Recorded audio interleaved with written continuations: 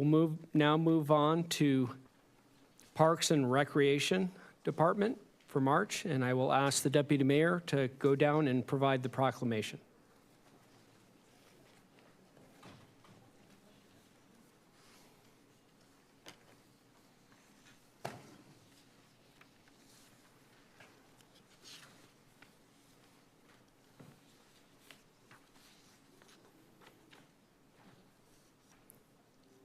The floor is yours. Proclaiming July as Parks and Recreation Month, whereas Parks and Recreation is an integral part of communities throughout our country, including the city of Chula Vista.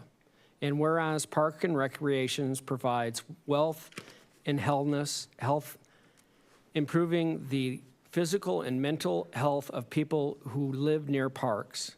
And whereas Parks and Recreation promotes time spent in nature, which positively impacts mental health by increasing cognitive performance and well-being, and alleviating illness such as depression, attention deficit disorders, and Alzheimer's.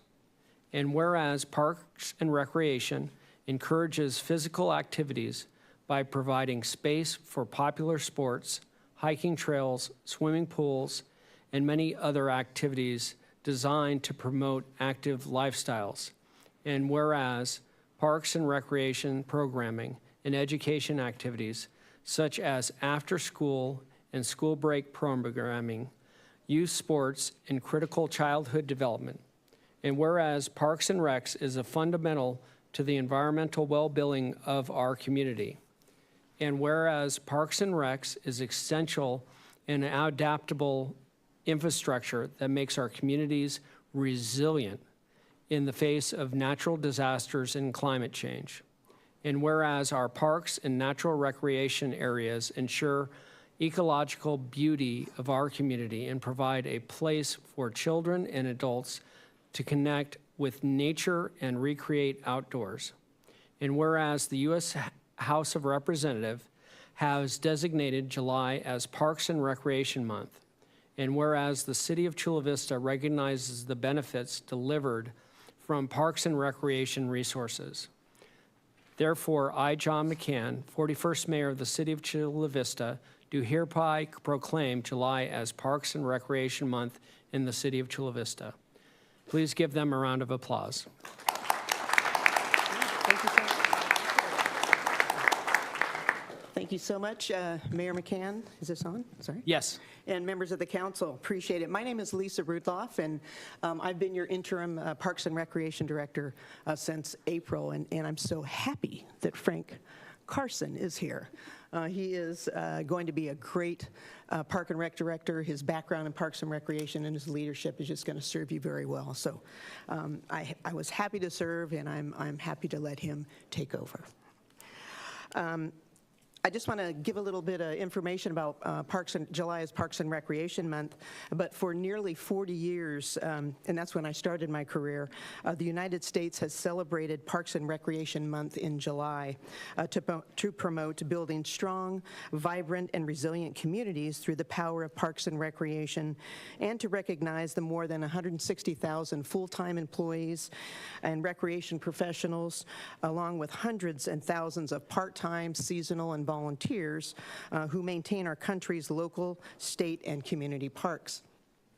Nationally, this year's theme for Parks and Recreation Month is Where You Belong, which celebrates the many ways parks and recreation professionals across the country foster a sense of belonging in their community by providing welcoming and inclusive programs, essential services for all ages and abilities, and safe, accessible spaces to build meaningful connections. The City of Chula Vista Parks and Recreation Department celebrates Parks and Recreation Month in July, as well as throughout the rest of the year. And every resident is encouraged to celebrate our community's investment in the future and enjoy our outdoors by visiting one of our 65 parks, our community centers, our aquatic facilities, or participate in one of many of the recreation programs that are offered. And lastly, I'd like to invite everyone to the Park and Rec Day, which is Saturday, July 20th at Memorial Park. It's a free event, and there will be family games, arts and crafts, air jump. I heard Courtney's going to do that. Free swim lessons, and food vendors. And live music will start at 5 o'clock with the Platinum Vibe Band. So thank you so much. I appreciate it, and have a good evening. Well, thank you very much, and I just want to acknowledge you stepping in as the Parks and Rec Director. We really appreciate you being able to do that, and it was just great. But I heard you were going to be out there in the Jumpy, too, with Courtney, right? Yeah, no. And I just wanted to, I had hair before I started this job, and something happened. I wasn't quite sure, but it's Courtney is tough, but no, all good. Well, give me a report on what she does in the air jump. So Sounds good. Thank you Please so give them a much. round of applause. all right. Oh, okay.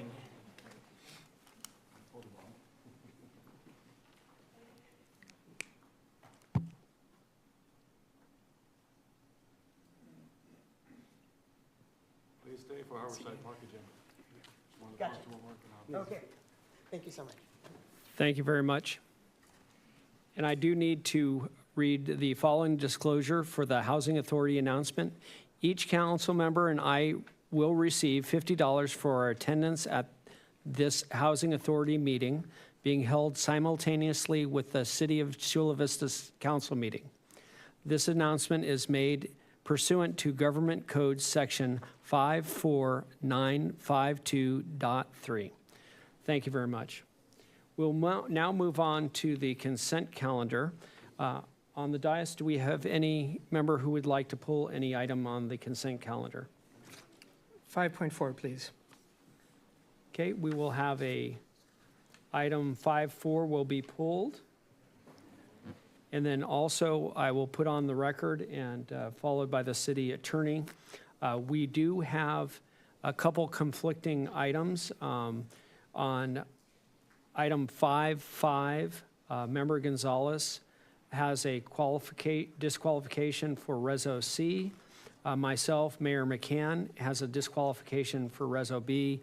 We will be able to vote on the entirety, but both Gonzalez and I will be going ahead and recusing ourselves from those subjected items. So again, Gonzalez will recuse himself from 5.5 Resolution C, and Mayor McCann will recuse himself from Resolution 5.5 and Resolution B. Madam Attorney, do you have any additional comments? Yes, just a clarification that those conflicts are real property-based holding conflicts. They're within 500 feet of the CFDs at issue in those resolutions, Resolution B and C. Also, just to note for the record, on item 5.10, you have on the dais an attachment that is a minor revised agreement to the one that was posted. There were adjustments made to the dates to align with the fiscal year, minor adjustments to the required service, and the name, the contact person for notice purposes. And a copy of that is available to the public as well as to all the council members tonight. And again, that's item 5.10. Thank you very much. I'll go ahead and make the motion with the appropriate recusals Mr. Mayor. for the consent calendar. Excuse me, we do Yes. have some speakers on the consent calendar. Yes, we'll go ahead and first make the motion, and then do I have a second? Second. Okay, and again, that includes the consent calendar with the appropriate recusals, as well as item 5.4. Madam Clerk, if you can please call the first speaker. Yes, the first speaker is Alan C., followed by Joseph Rasso, followed by John Acosta. I'm showing this flyer for reference of who all gets notified on these various items. I guess I'll start with a quick one. The opioids. We keep talking about uneducated opioid. Why don't we go after the hospitals? When I had my operation, guess what? When I left the hospital, they gave me a little opioid jar. I could have sold it off to some drug dealer. Opioids is illegally prescribed in the hospitals, fentanyl. Are we brave enough to actually hit them up and say, hey, why are you prescribing this stuff? That was one of the agenda. Okay, so anyways, 5.2, excuse for absence. One of the agenda items today talks about Harborside Park. Rachel set up in a meeting at Lauterbrook Park. At the last minute, she changed it to Loma Verde, the beautiful Loma Verde, because Lauterbrook Park, the community center's been shut down for 3 years. I guess you could dust off the cobwebs. Less than Lauterbrook Park, that community center and the fenced off, locked up fence takes up over half the park. If you do that to Harborside, a community concrete building, will it be locked up? And speaking of which, Jose, you're absolutely right. When that whole group of kids was here, and I thought it was parents and all that for the soccer, no, it wasn't. Did you guys look at what they're doing? You're gonna have that whole soccer field? Did you look at that plan out there in that binder? You're gonna put a soccer field, professional sports, after 2 years, people wanting their community park back. Look at the emails, look at the slides. All they have is Colorado and K, one lousy swing set, one slide, and some wood chips. That's all that community has right now.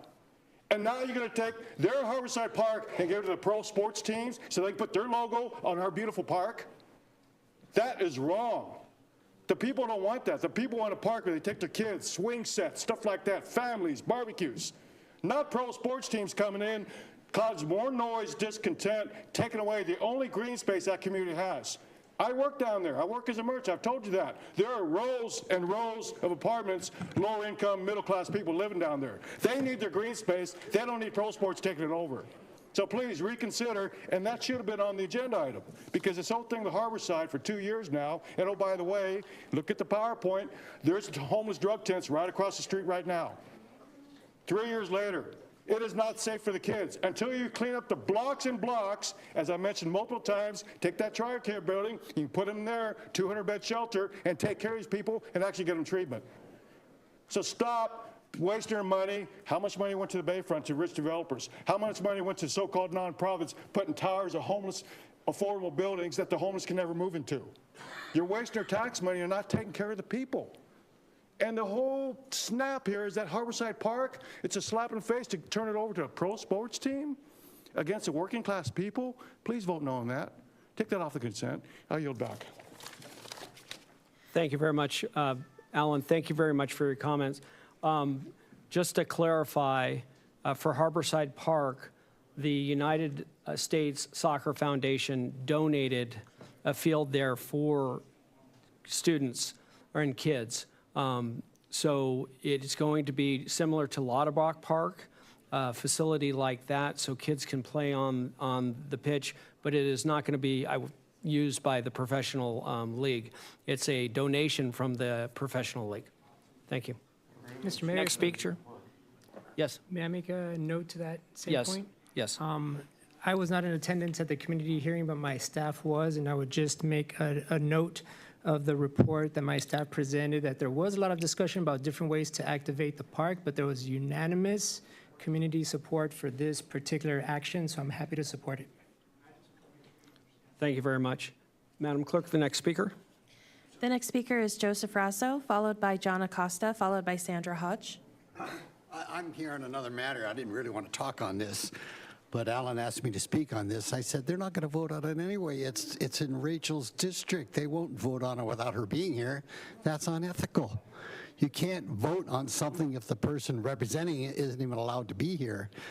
So that's it. I mean, you guys can't vote on it. It's not right. She's not here. That's all. The next speaker is John Acosta, followed by Sandra Hodge, followed by Sabrina Weddle.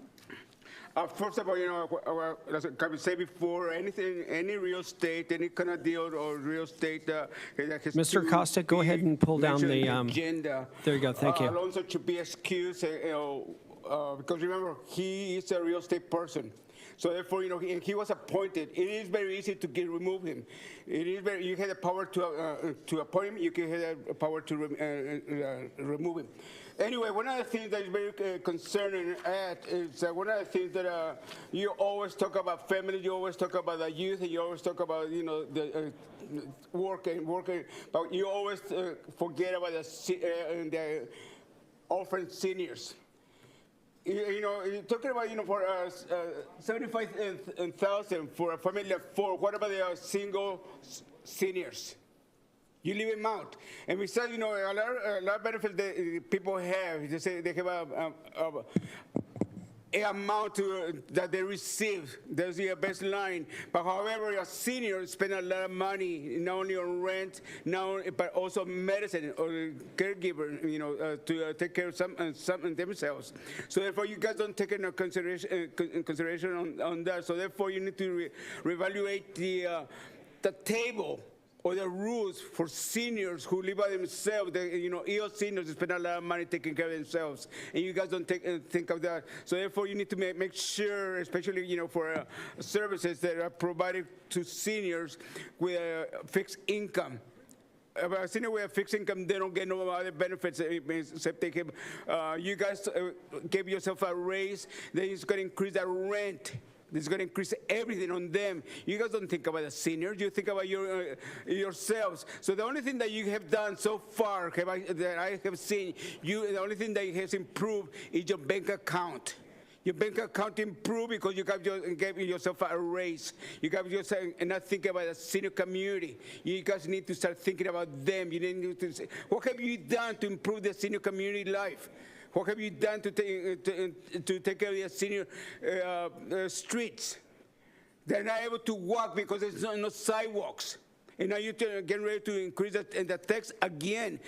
You know, you should put your pay raise on hold. You know, because you guys don't deserve it. You need to take care of the senior community who were here way before you were. The next speaker is Sandra Hodge, followed by Sabrina Weddle, followed by Robert.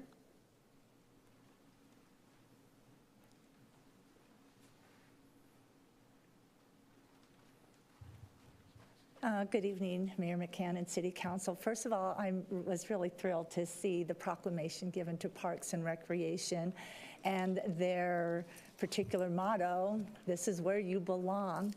And I appreciate the clarification on the 5.15 about Harborside Park and with the soccer field. I was there on Tuesday night, but I was at the wrong park. I was at the Lauterbach instead of the other one, and we couldn't find out fast enough, so we didn't get the update. So I didn't know what the status was of what was going on. But now that I've kind of heard a little bit more clarification, I just want to thank you for using your legislative powers to help make Harborside Park a place where we can all belong. And I guess we should do a shout out thank you to the soccer group for providing a field. So I think that's a really good thing. And as long as it's open up to everyone so that we can all enjoy it, that'll be great. So thank you so much. The next speaker is Sabrina Weddle, followed by Robert. Hello, good evening. My name is Sabrina Weddle. I am the older sister of Saxon Rodriguez, who died in San Diego County Jail, July 20th, 2021. 3 years ago today, Saxon was arrested by Chula Vista PD at Harborside Park. As you guys know, Harborside is currently closed. Again, 3 years ago, he was arrested by Chula Vista PD at Harborside Park. He was awakened from his sleep for an incident that they said happened the night before. But my point tonight is just to kind of reiterate what he said there. We're fixing Harborside Park, but we haven't fixed the homeless problem that sits across the street, or the entrance of the Palomar Freeway off the 5 alongside Industrial. How can we have a park that's open from 3 to 7, which is prime time for people finding shelter, finding food, when we haven't fixed the problem? I didn't even know that there's going to be a nice, beautiful soccer field. How are we going to regulate, again, the homeless problem that will not be fixed until the city council or the city in general fix it? My brother was a part of that homeless community. There's still to this day is people he call family in that homeless community who do need help, who do need resources. We're putting billions of dollars into Bayfront. Our visitors are gonna enjoy the homeless that they see, or we're just gonna hope that they don't go south of that? Again, I am the older sister of Saxon Rodriguez, who passed in San Diego County Jail. He was arrested 3 years ago today, and it's crazy because the last time I was here was when they shut down, right before they shut down Harborside. I was there when they shut it down. And to this day, there's been no change other than that there's a gate along the park. Hopefully that gets resolved. The next speaker is Robert.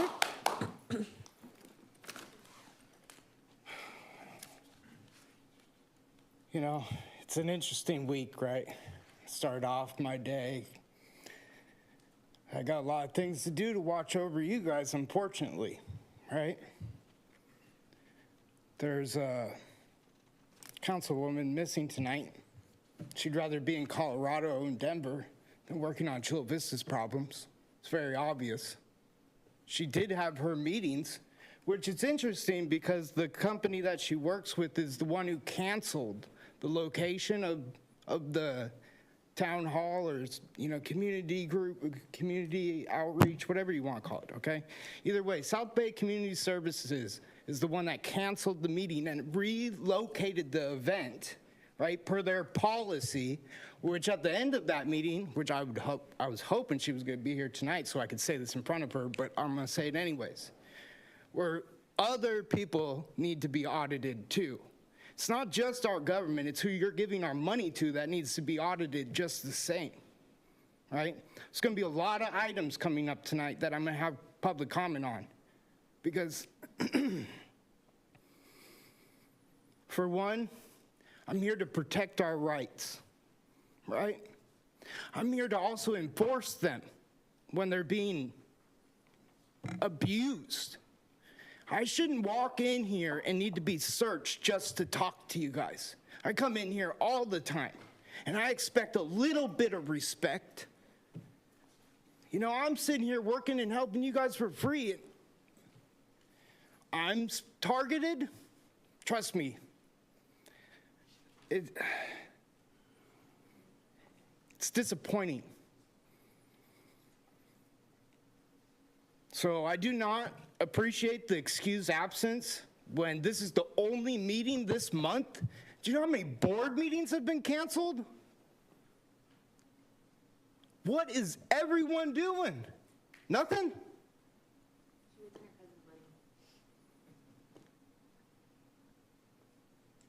It's not the excuse she wrote on the paper, but I agree. Probably personal. That's what you guys do. And that's why there needs to be checks and balances. But the check and the balance is us. It's not just you. When we come up here, we're coming up here to reinforce to you our opinions and at the same time expect to be represented. And it's not just me, it's them, it's everyone. You're supposed to represent us all equally.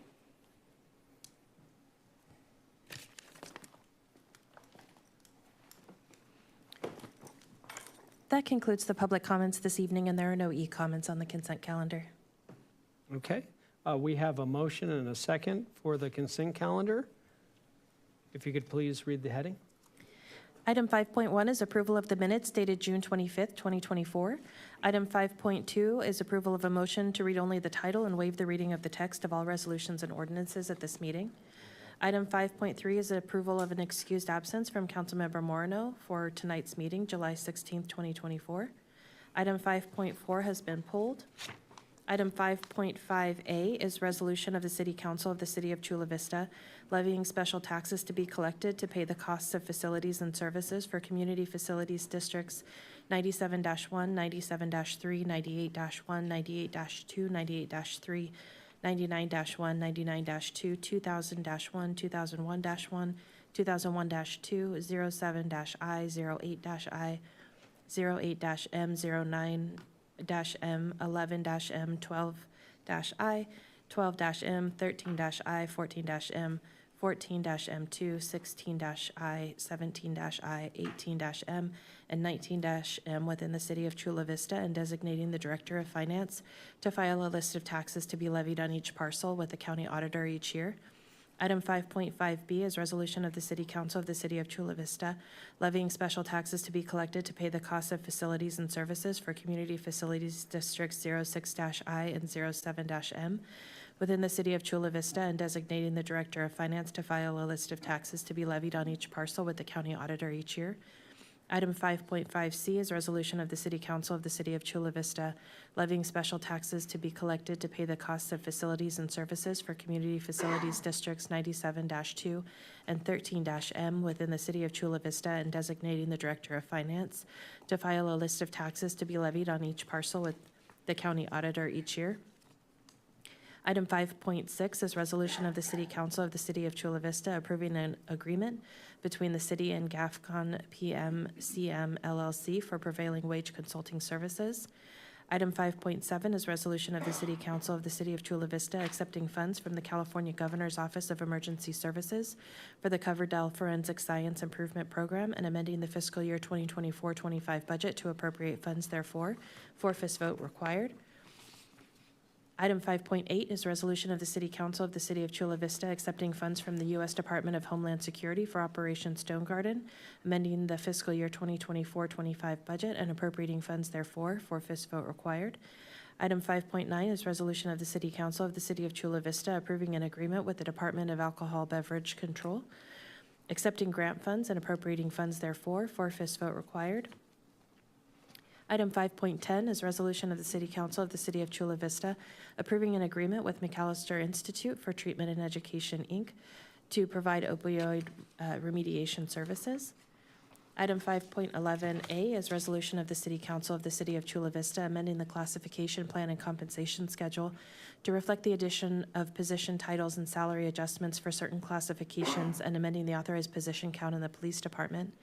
Item 5.11B is resolution of the City Council of the City of Chula Vista approving the revised fiscal year 2024-25 compensation schedule effective July 12, 2024, as required by California Code of Regulations, Title II, Section 570.5. Item 5.11C is ordinance of the City of Chula Vista amending Chula Vista Municipal Code Section 2.05.010 to add the unclassified position titles of FA Deputy Director, IV-LECC, and FA Administrative Program Manager. First reading, four-fifths vote required. Item 5.12 is a resolution of the City Council of the City of Chula Vista accepting San Diego Community Power Member Agency grant funds for energy and climate projects and amending the fiscal year 2024-25 budget to appropriate funds therefore. Four-fifths vote required. Item 5.13 is a resolution of the City Council of the City of Chula Vista accepting bids, awarding a contract for the pavement major rehabilitation fiscal year 2021-22 STM 0408 project to ATP General Engineering Contractors and appropriating funds from the available Transnet Fund to CIP STM 0408. Four-fifths vote required. Item 5.14 is resolution of the City Council of the City of Chula Vista approving a consultant services agreement between the city and Career Johnson to provide University Innovation District feasibility study.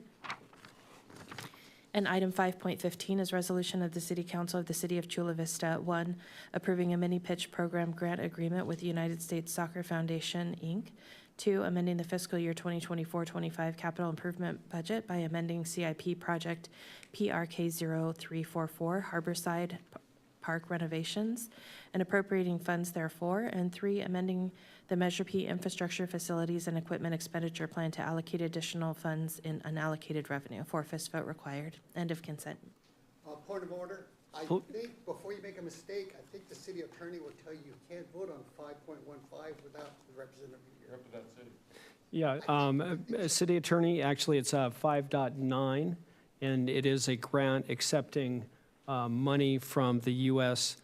Soccer Foundation, and thank you to Paul Areola, who is from Chula Vista, born in Chula Vista, and is on the U.S. national team. He was able to help us be able to get that grant money. But Madam City Attorney, if you could just go ahead and clarify that we do have the ability to vote on this item.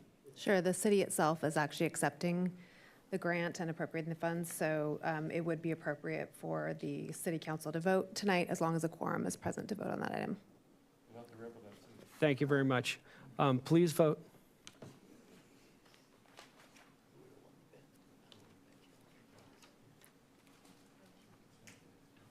Item carries unanimously with all four members voting affirmative. Now we will move to public comments. We're going to do the full item? The first speaker under public comments is Alan C., followed by Joseph Rasso, followed by John Acosta. And again, under the agenda, item 5.4 that was pulled will be, it has been placed in the action items. Okay, thank you, sir. Okay, I'm going to bring this out again. Let's talk about the multiple taxes. How much tax money do we send? What did it say? 90,000 of these flyers got sent out, and you got just over 1,000 back of these questionnaires. Let's read what's on that questionnaire. It was all campaign for the November sales tax Prop P, which you're using on that stupid soccer field. Fix existing potholes, cleaning up trash in streets, keeping existing parks facilities safe and clean. Yeah, we got homeless drug tents across the street, Harborside, right now. Repairing infrastructure, including sidewalks. Adding sidewalks, priority areas. Make improvements to roads. What, more bike lanes, taking away road lanes on Broadway, causing both risk of passengers and bicyclists? Is that what we're doing? Repairing of replacing aging underwater storm drains, which you guys should be doing already. Unlike San Diego, who is now going to put a 1 cent sales tax because they didn't do their job. I do thank the city for doing our job here on that point. And the last one, addressing homeless encampments. So we're going to put a camping ban only on public property. What about IHOP? All the seniors using IHOP. That homeless, your proposed camping ban will not help the business, will not help the seniors. You're not going to help them. So when you send this flyer out, why didn't you put the most important question of what this flyer meant? We are campaigning for a half-cent sales tax, extending Measure P for another 10 years, after you ran 2 years ago Measure A, lifetime tax, and the whole snap of that one was, don't worry, Measure P is going to go away in a couple years. 10 years ago or 8 years ago, even Maria said back then that don't worry, Measure P is temporary. And now you're looking at Measure A, we have a permanent sales tax. You got Measure P, which is also going to be another 10 years on top of the Biden inflation, what we're suffering now. And the county is proposing a half-cent sales tax. So we got a half-cent sales tax here, your sales tax, your sales tax. Let's talk about all the Melrose that I couldn't talk about because I ran out of time. 4 properties which you couldn't vote on, and you could vote on because you own your property in that little area. Yet, how many Melrose gets increased, which is another tax that bypasses Prop 13? What was it? Otay, Eastlake, multiple properties. Your property next, your property next. Is that what you're doing to the people after we've been suffering? Couldn't you wait? Measure P, instead of wasting all this tax on this garbage, why don't you wait another year? As inflation gets better, you might have a better chance of passing this. But do you think the people are going to vote for more tax from the county, from the city, on top of the Melrose tax you're throwing on them now? It's going to be a no. So stop wasting their tax, keep it off the ballot. How many millions of dollars are you going to put on the ballot just so it gets shot down, wasting more tax where that money could have been used to take care of the homeless rent next to IHOP from the senior citizens? And don't open Harborside till you fix the drug tents around the blocks around that area. That soccer field is a cakewalk because you're still going to let them run once a year for the next 5 years, pro sports in our park. It says it right in your agenda. I yield back. The next speaker is Joseph Rasso, followed by John Acosta, followed by Janae Frederickson. So discouraging. Okay. Well, Honorable Mayor and City Council, once a week, members of our church gather to prepare meals for some of Chula Vista's homeless. This small act of caring is a modest attempt to mitigate the severe financial devastation the Tenant Protection Ordinance has inflicted on the low-income renters and homeless of our community. The attached photos, recently taken at Palomar and L Street off-ramps of Interstate 5, are an attempt to soften your heart by putting a face on whose lives you have destroyed by the implementation of the Tenant Protection Ordinance. The threat of $5,000 daily fines levied against mom-and-pop property owners for simple paperwork errors has led to the largest rent increase in Chula Vista's history, worsening the plight of the homeless and rental community. Despite compelling data provided by city staff, council has failed to take corrective actions. For the past 15 years, I have also been a civilian adversity support team volunteer. CAS is a team of approximately 60 trained volunteers on call 24 hours a day, dispatched on a moment's notice by the Chula Vista Police Department to assist community members who've suffered a sudden death in the family. calls can range from violent murders to peaceful passing of an elderly relative. Several years ago, I was dispatched by the CVPD in the middle of the night to the Palomar trolley station. As I drove to the destination, my heart was filled with dread, expecting to see a tragic accident. To my relief, no one had died. Instead, the police discovered a homeless man sleeping in a refrigerator box with his 6-year-old daughter. The police went on the scene, asked if there was anything I could do to improve their situation. I did as I was trained and arranged for them to be taken to a shelter for single fathers. The image of that family's struggles became embedded in my heart, fueling my commitment to assist financially vulnerable in our community. If you could have seen the empty stare in that little girl's face, you would share my deep commitment to helping the underserved and immediately abandon your resistance to modifying the Tenant Protection Ordinance. In my 75 years, I have never seen a city council so neglectful of the community they claim to represent.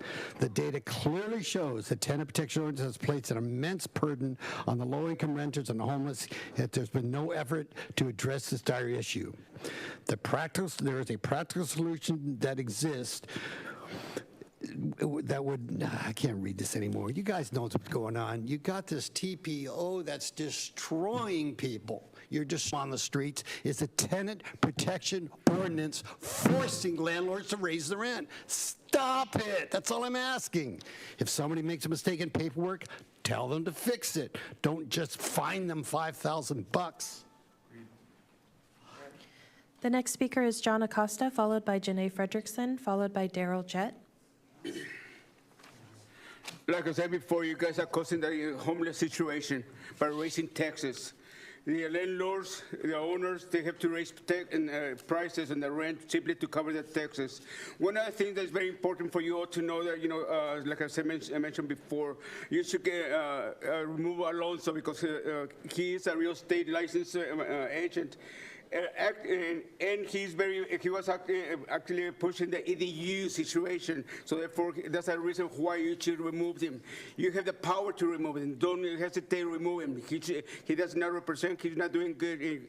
We don't know what kind of backdoor deals he's doing right now. So remember what Andrea did.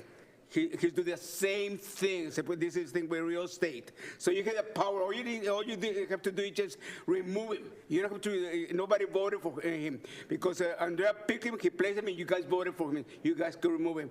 One of the things that is very important for you all to stop the money for the homeless program that you guys have. It's not working. It's been abused. Somebody's making money, but it's not helping the homeless situation because. The report I received, I keep asking for reports, and they only gave me a very vague answer. A very vague answer. Yeah, sure, they were on TV showing one person, but how much did that cost? How much have they spent? How many people are working there? They don't tell people. So therefore, they don't stop any money. Don't give any more money or remove, which I doubt they're going to be removing because since Maria's not here, I was going to ask her if there was a male because he fired somebody else because he was a male.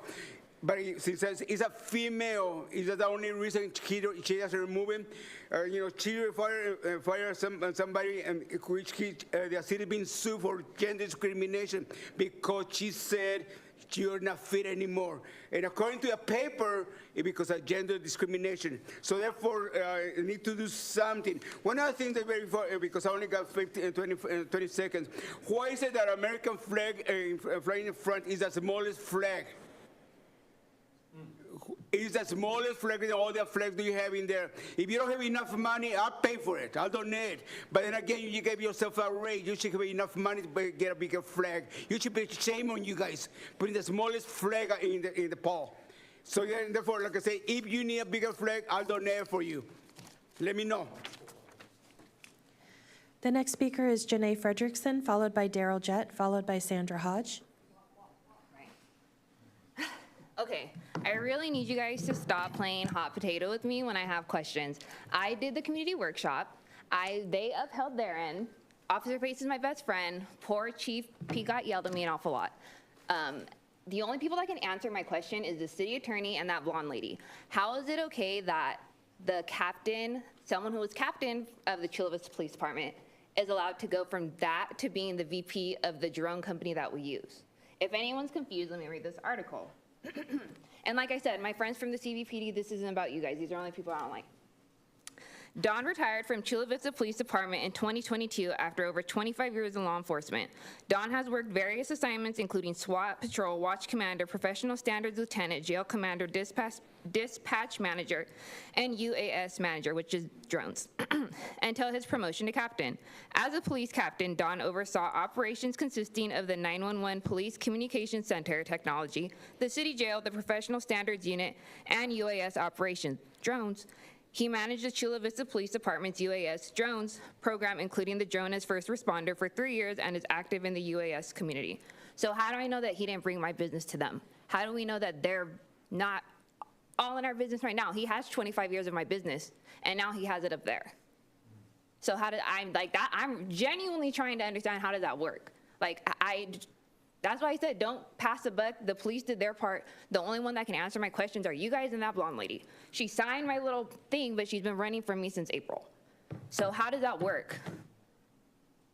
Direct me. I know you guys don't answer questions. I forgot that part. Direct me to who can tell me how that works. You guys don't know. You never do. Thank you. The next speaker is Daryl Jett, followed by Sandra Hodge, followed by Sabrina Weddle. Access to the public park equestrian arena at Roar Park. The recent approval of the exclusive use contract with Sunnyside Saddle Club resulting in the unprecedented locking and blocking of the community's access to this outdoor equestrian arena, a community resource utilized for decades by backyard horse owners, and in July, a park you can't use. In April of 2023, the SSC began locking the arena gates, effectively barring the community access to the facility. Despite the clear early indication of SSC's intentions, the City Council proceeded to approve a 24/7, 365-day exclusive contract for 5 years on October 17, 2023. In a Union Tribune article in May 2023, who owns Roar Park's horse arena? The city said it belongs to the public. City officials acknowledged the arena had been wrongly locked and said it will remain accessible to the public. What has changed? The decision to grant SSC exclusive use of the arena disregards fundamental principles of public access and violates both local and state laws, including Chula Vista Municipal Code 2.66.010 and California Resource Code 5400-5409. Despite clear evidence of community opposition and legal violations, the City Council proceeded with the exclusive use contract benefiting SSC while completely denying public access. Installation of remote video and auditory surveillance equipment without public notice raises serious privacy concerns under California Penal Code 632 and constitutional provisions. Chula Vista Police have been called out at least 2 times to investigate horse owners by Sunnyside Saddle Club.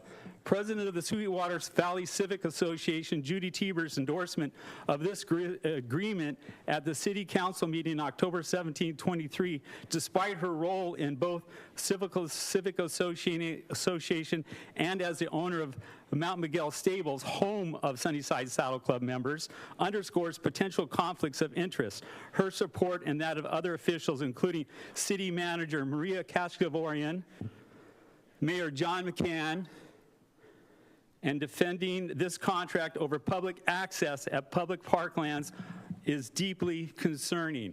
This exclusive use agreement not only contradicts the city's duties manager restores resources for public benefit, but also demonstrates failure to uphold equitable access to transparency. Remove the locks, freedom. The next speaker is Sandra Hodge, followed by Sabrina Weddle, followed by Rafael. I'm going to go ahead and refer Mr. Jett's item to our Assistant City Manager.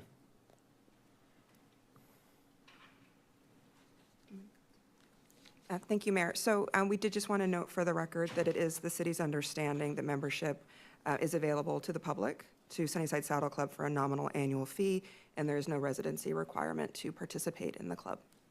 Thank you. Thank you. Next speaker. Good evening again. This is in regards to the homeless problem. And as many of you know, it is such a tender problem. On the one hand, we have deep concern for the homeless and for the various reasons they are there. And then on the other hand, we have concern for the safety of the residents and the business owners who reap some of the adverse effects of this. And so I was just recently encouraged by the 6-3 opinion by the Supreme Court case 23-175 that was authored by Justice Neil Gorsuch that provides empowerment for our city Chula Vista Police, based from what I understand, that ruling reversed an appeals court ruling that found outdoor camping bans in Grants Pass, Oregon, to be unconstitutional. So I learned more about this ruling as I read an article called Supreme Court Says City's Homeless Camping Ban Not Cruel and Unusual Punishment. But when you read in what Neil Gorsuch wrote in his opinion, he said, it goes, different governments may use these laws in different ways and to varying degrees, but many broadly agree that policymakers need access to the full panoply of tools in the policy toolbox to tackle the complicated issues of housing and homeless. And then he even went on to say, nothing in today's decision prevents states, cities, and counties from going a step further and declining to criminalize public camping altogether. And the reason that I see this particular ruling as a positive for our city is because we have so much tenderness. And we've heard individuals talk about their churches coming in and providing food. And housing, and individuals offering to pay to get people housing and whatever. There's so much tenderness there. But then I also hear, I think I even talked to one of the police officers that their hands had been tied and that they couldn't even make the people go and get help. And so I'm encouraged and hope that we can work together as a community with private churches, faith groups, community agencies, and use all the tools to help our homeless, but also provide justice for the safety of our community. Thank you. The next speaker is Sabrina Weddle, followed by Rafael Cota, followed by Dennis Avalos. Hello and good evening. Sabrina Weddle again, Saxon Rodriguez's older sister. Again, Saxon Rodriguez was arrested July 16, 2021 from Harborside Park. I just want to reiterate what I said earlier. We definitely need to figure out what's going on with the homeless community. Like she said, we have the tender side and then we have the business side. We keep pouring into the businesses and they don't want people outside of their business, but yet they have nowhere else to go. We have empty fields and parks and abandoned buildings that get fenced off. So of course they're going to be where there is some shelter. The fentanyl problem that's going on within Chula Vista, it's going to continue to happen if we don't address what's going on. I still to this day wonder if Chula Vista officer badge number 1265, Daniel Santana, knows why he did not tell my brother Saxon Rodriguez the day he was arrested, why he was being arrested. I'm just coming here to remember my brother, I guess, 3 years later after being arrested by Chula Vista PD, and how they knew my brother was homeless, a drug addict, and still sent him downtown where he did not get any treatment, and he died 4 days later. Thank you. The next speaker is Rafael Cota, followed by Dennis Avalos, followed by Robert. Rafael Cota. Dennis Avalos. Hello, and thank you very much for giving me the opportunity to speak with the board. I'm a 22-year resident of Bonita. I, like Mr. Jed, owned 3 horses, which we're allowed to keep at our home. He owns 6. And locking the equestrian arena at Roar Park, first of all, it's in violation of the municipal code, which he stated that arena is located on city land. It belongs to the city. We just been asking the city to give us an answer. Why is it locked? Why was it this particular club given an exclusive agreement to use it, to get this, 8 days out of the year? 8 days out of the year. The rest of the year is locked. I am so glad. This is the first time I ever come here. And I was so moved by what you stated, Mr. McCann, at the beginning of the meeting, that recreations and parks, that this is the July month for parks and recreations, and how vital these facilities are to the general public, to the welfare of the community. And yet you guys signed this exclusive agreement with this club to have us locked out. It is vital for the well-being, the mental well-being of the community, as you stated, and also to our horses. I mean, we do keep them. I have a nice place for my horses, but they need to be out. And this is the only safe arena which has a railing, and our horses can run and be free and be what they're meant to be. Horses that can roll around and do their things, socialize with other horses. And I mean, you can look this up. Don't take my word for it. Letting a horse turning out a horse is so crucial to them for the physical well-being and their mental well-being. That's where the only place in Bonita where they can enjoy the freedom. I have video of my horses before the arena was like. I would love to show it to you guys. I sent a copy of that video to the city manager's office. Mr. Verdugo has a copy of my complaint. I sent him a video as well. And please tell us, how was that municipal code circumvented? We've been trying to get an answer since May, and if you could pretty please allow us access to this public facility. It's so crucial to the well-being of our horses, and as you stated, to the community in general. Thank you very much for your time. The final speaker under public comments is Robert.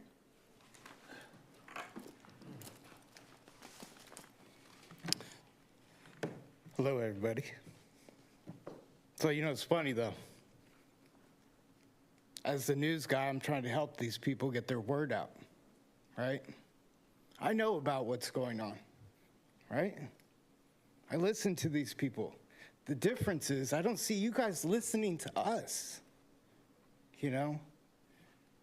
I've been making several moves with my audits, helping the police department.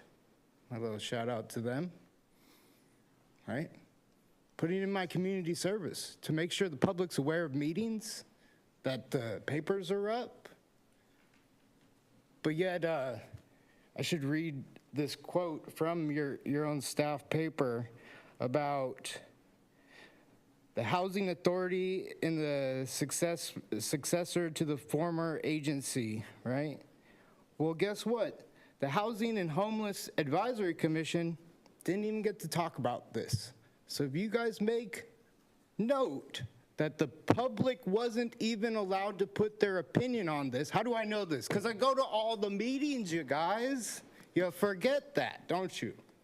I'm here to hold you accountable. That's how we do it, people. Show up to the board meetings, you listen to what they're not allowing the public's voice to get in on, and you come down here and make a public record, and then the lawyers got to deal with that. So, the notices for the police department weren't up. As a matter of fact, there wasn't even a meeting, even though it was on the calendar, right? Like, I just go angle to angle with you guys, and they fixed it. They make their amends. City staff in the city clerk's office does the best they can, but I always get from them, which I wish there was more team effort there. It's not our job. And it's very inappropriate when I'm coming out of my way to help the staff, and their response to me is, it's not my job. No, I understand that. Make sure you pass it along to the person whose job it is. You know what I mean? Don't give me it's not my job. It's not good enough anymore. I'm way too knowledgeable about this stuff to be wasting my time, okay? There are so many things to comment on. whether it's from all the commissions that got canceled, right? Luckily, there was notice, but the back end paperwork is a mess still. Making sure all the audios are out to people, nobody does that. I'm still checking it, and not all the audios are available of all these meetings for the public to listen to. But yet you're gonna blame staff, right? Not you guys, but like you're gonna withhold money from the people who do their job and actually get it done, and there's no repercussions for the people who don't do their jobs. So this is a mismanagement part. It falls on the city manager, right? But I need to voice my opinion to you about it. There has to be something done. Months. Madam Clerk, are there any more speakers? That concludes the public speakers this evening. There were several emails that are uploaded and attached to the public comments on the agenda. Thank you very much. Thank you for everybody speaking today. We will now move on to item 7.1. This is a public hearing. Our next item is the annexation number 13, Improvement Area C of Community Facilities District number 97.2, Preserve Maintenance District. Madam City Manager, is there a staff presentation? Thank you, Mr. Mayor. We do have a presentation from staff. I'm going to turn it over to our Development Services Department.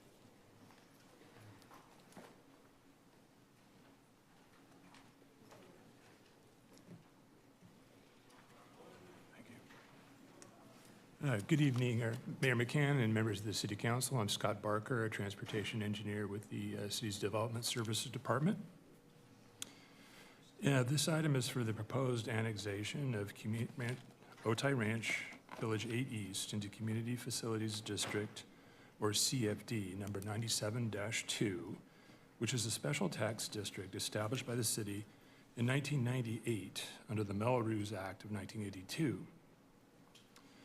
CFD number 97-2 provides a long-term funding mechanism to monitor and maintain open space in the Otay Ranch Preserve. The area to be annexed into CFD 97-2 encompasses Otay Ranch Village 8 East. As shown in this map, Village 8 East is located adjacent to 8 West, south of Village 7, and to the west of Village 9. State Route 125 passes through the eastern portion of Village 8 East. The Otay Ranch Village 8 East Sectional Planning Area, or SPA plan, was originally approved by City Council in December of 2014.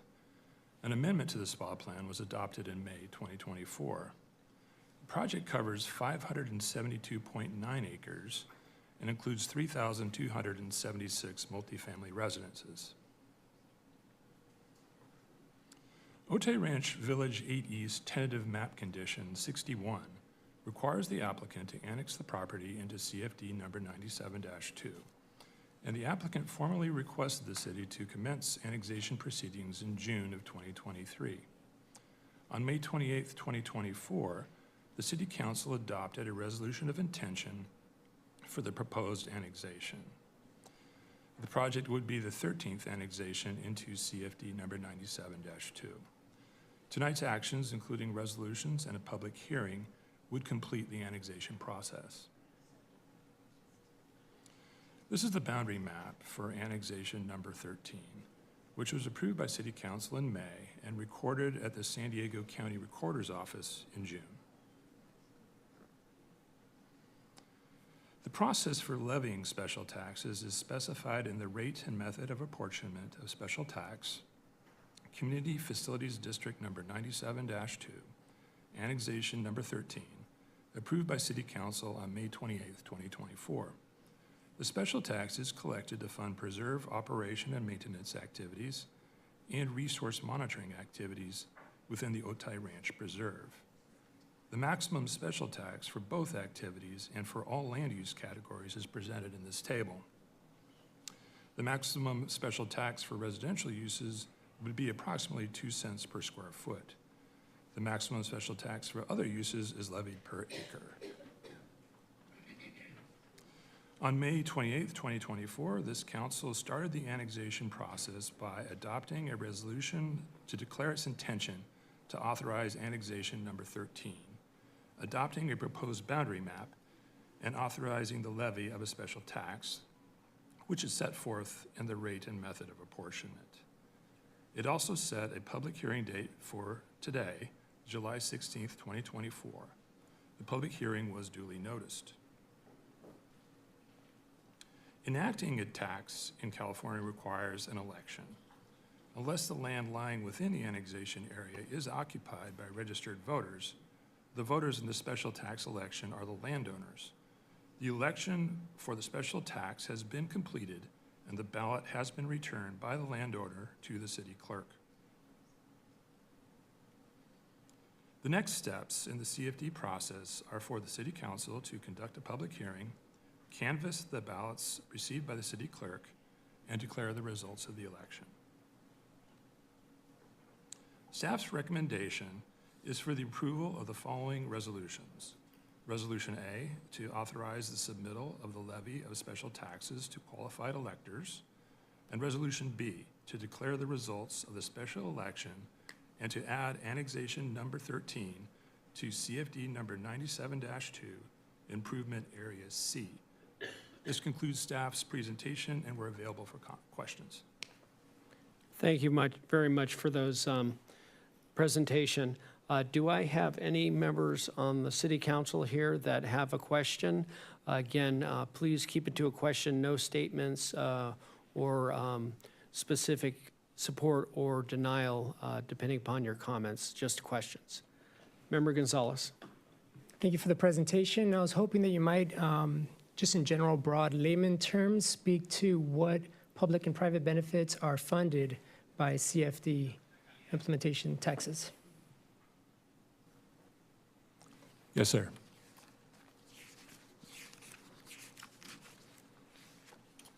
In general, sir, there are two categories of services that are funded by the special taxes. The first is preserve operations and maintenance. And generally speaking, these are the attachments to the rate and method of apportionment.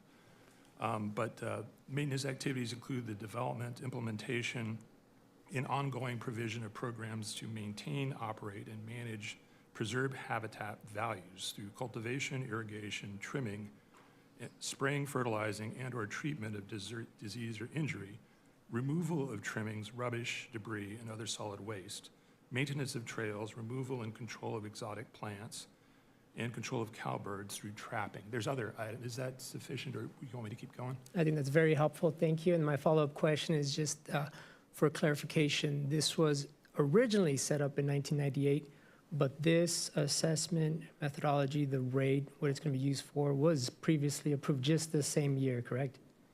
Yes, sir. It was approved in May. Thank you. Thank you very much. Seeing no more questions from the members of the City Council, I'm going to go ahead and open the public hearing. Madam Clerk, do we have any speakers from the public? Yes, we have two speakers on this item, if you'd like me to proceed with calling them. Yes, please. The first speaker is Alan C., followed by John Acosta. If you may, sir, can you go back to slide 2 that showed the 125 freeway next to the properties as they were being annexed? Yeah, thank you. Yeah, that's good. Yeah, that's fine. That's a good one. Now, if you look at 125, which I've addressed multiple times, in addition to these levy taxes, are we going to let the public know that that 125 is going to be a permanent managed lane, toll road, unless you carpool? So there's an additional fee. There's an additional fee of the Measure P extension. There's an additional fee of the sales tax throughout the county, as well as transit tax and every other bloody tax. And now we're looking at multiple 7.1, 7.2, 7.3, 7.4 looks like almost, where you're going to add more tax. Where's your guys' hearts at? Don't you care? Don't you? I mean, you know, your kids are going to be suffering through this because they're not going to be in political office. I don't know. We don't know. But what's their life going to be like? That's why I'm up here. That's my passion, why I'm up here. My future grandchildren. My son's going to get married next year, but he's not going to be able to afford to live here. As you keep doing stuff like this, and one of the jokes about don't buy in a gated community because you're going to get taxed and mellow roost again and again, where you get taxed out of your home. So that's why I'm now in a gated community. I live in older Chula Vista. but I do have two nephews that it's in there, and I say, Jeffrey, come on. They're going to screw you over in a little bit. It's going to keep compiling worse and worse and worse. You've got to consider not only the upfront, but all the additional what's going on, i.e. that 125. They promised us to remove the toll road. They're going to make it a managed lane. That's the forefront of 805 when that sales tax passed in November, and converting 805 already paid for road through Transnet, convert them lanes to managed lane, i.e. toll road. A friend of mine at the car show told me he got a bill, so he got a $40 bill for using that 125. Why is it $40? Oh, because I got the notice a few days later, and because the notice didn't come to my house till a few days later, they charged me a $20 admin fee. That's why no one's taking 125. Meanwhile, you got 8,000 cars bypassing 125, going in front of Sunnyside Elementary School to hop over to 54. If you do that to 805, you know what's going to happen? I'm going to take the side streets. How many others, thousands, 8,000 people are going to take the side streets in front of the Hilltop, in front of all the other schools to bypass 805? Is this what we're doing? So as you look at all these different levies, yeah, we need to have them trim the trees and all that, but it shouldn't cost millions of dollars and put that much tax on burden on the people. Consider what you're doing. Look at what you're doing. Especially the earlier Melrose ones you had on consent that didn't even discussed about. My God, I yield back. The next speaker is John Acosta. If you look at the map, once before I mentioned to you all about the traffic that is going to, can you go back to the map, please? The traffic that is going to affect us that live in the west side. Because right now there's no, there's only one entrance, so going from the village there to the 5. So what are your plans to alleviate the traffic problems? Right now, it is a mess. I live next to 805 by Hilltop, and it is a mess in the morning. And that's not counting that the problem is. What are your plans to alleviate, to prevent the bottleneck traffic that's going to be caused? Because right now you're making all kinds of good ideas, and everything looks good on paper, but in reality, it's going to affect all those people that live around there like me. I mean, I'm sure none of you live around the area, right? Right. See, you don't have to answer because I know you don't live there. Because if you live there, you start thinking, what are we going to do with all the traffic? How it's going to affect the traffic that lives and people that live over there. I live, like I said, I live right there by Hilltop, and it is a mess in the morning. People, there's only one street they're going from 805 to 5, the L and the L and H. And a lot of traffic goes on the side streets. My street is becoming like J Street.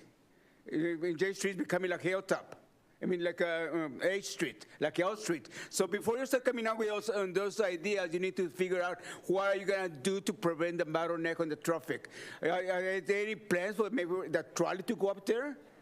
Start thinking about the traffic before you start building, before you start coming up with ideas. So, next time you come up with your plans, say this is what we're going to do to prevent the traffic problems. Thank you. That concludes the speakers on this item. Thank you very much. I will now close the public hearing. Madam Clerk, would you please report the results of the public hearing? Notice was published in a newspaper of general circulation in accordance with applicable law. At the conclusion of the public hearing, no protests were filed by landowners or registered voters within the territory included in the Community Facilities District or in Annexation Number 13. As such, no majority protest exists. Thank you very much. Now we will go on to Resolution A. This will be questions from council members and deliberations. I'm going to recognize Council Member Preciado. Can you clarify, are we moving to approve now that the vote has taken place, or what is our action? Our action is to go ahead and approve Resolution A, and then after that, they will hold a special election, and the city clerk then will go ahead and see if the election passes or not, And if it does pass, then we'll have the ability to vote on Resolution B.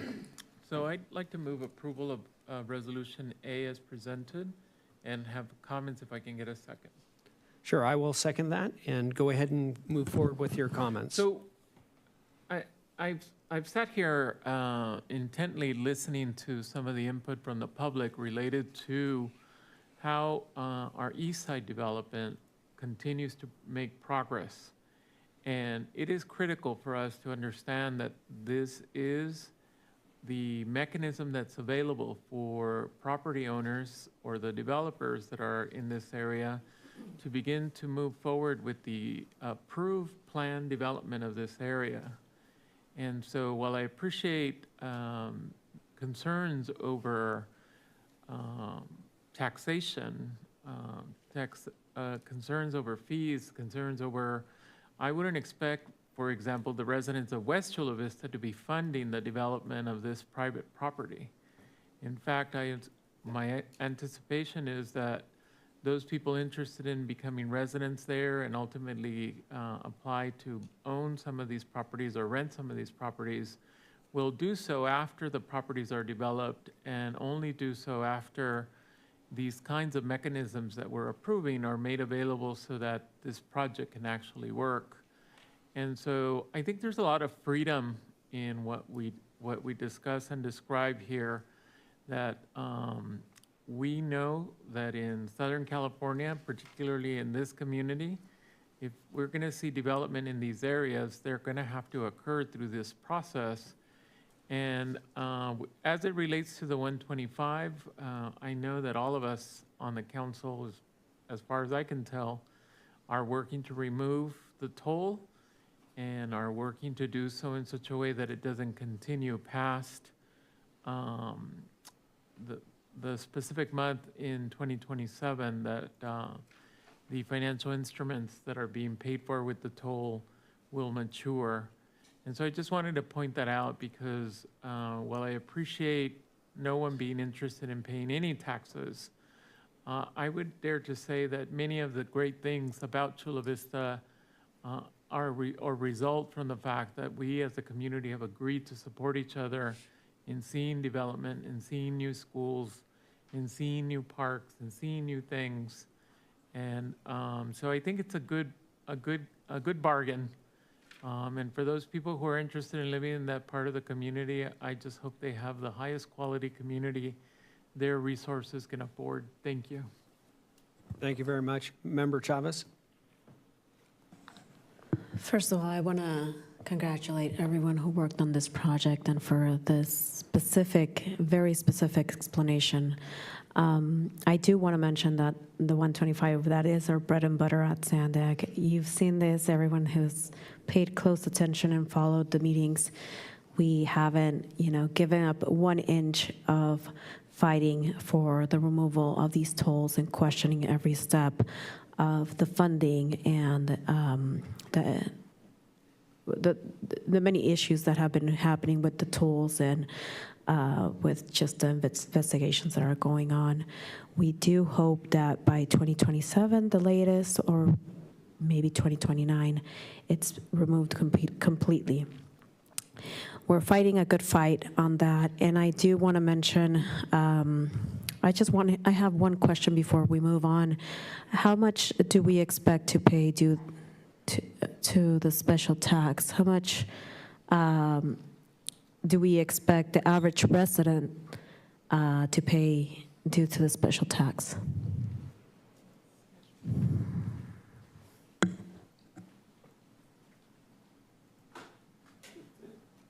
We do have a table that summarizes the maximum special tax that's collected on a rate per square foot for residential uses. So it's 2 cents per square foot. So depending on the size of the home, I think it would be assessed on property tax bills. And so if it's 2,000 square foot home, then it'd be, I think would it be times 10%, so that would be 200. So yeah, I'd have to do that. It'd be about $40 for the example here. I'm going to jump right in and help Scott out. Thank But you, I understand Laura. that. As an example, right? So wanted to give you those numbers. So, but great question. Thank you, Councilmember. No, thank you. And going back to the 125, I just wanted to mention as well that we recently voted on the analysis. We passed it on the board of directors to remove an analysis to remove the toll on the 125, like I mentioned before, well, as soon as possible. I don't know if it's going to be 2027, but it's going to be a near year to that date. And thank you again for that wonderful presentation. Seeing no more comments or questions from the city council, with the adoption of the resolution, we would want to go ahead then and proceed with the conducting of a special election on the levy of a special tax with the annexation number. Mayor McCann, I don't believe we've had a vote yet. I believe there was a motion and a second, but no vote yet. Okay, let's go ahead and go to the vote. Please vote. This is for item 7.1, resolution of the City Council of the City of Chula Vista, acting as the legislative body of Community Facilities District Number 97-2, Preserve Maintenance District, making certain determinations and authorizing submittal of levy of special taxes to the qualified electors of certain territory proposed to be annexed to Community Facilities District Number 97-2, Preserve Maintenance District, and Improvement Area C thereto.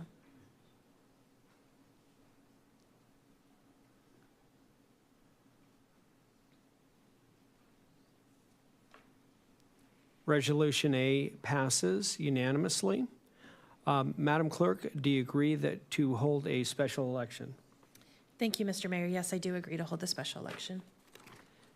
At this time, I ask the city clerk to open up the ballot and announce the results of the election.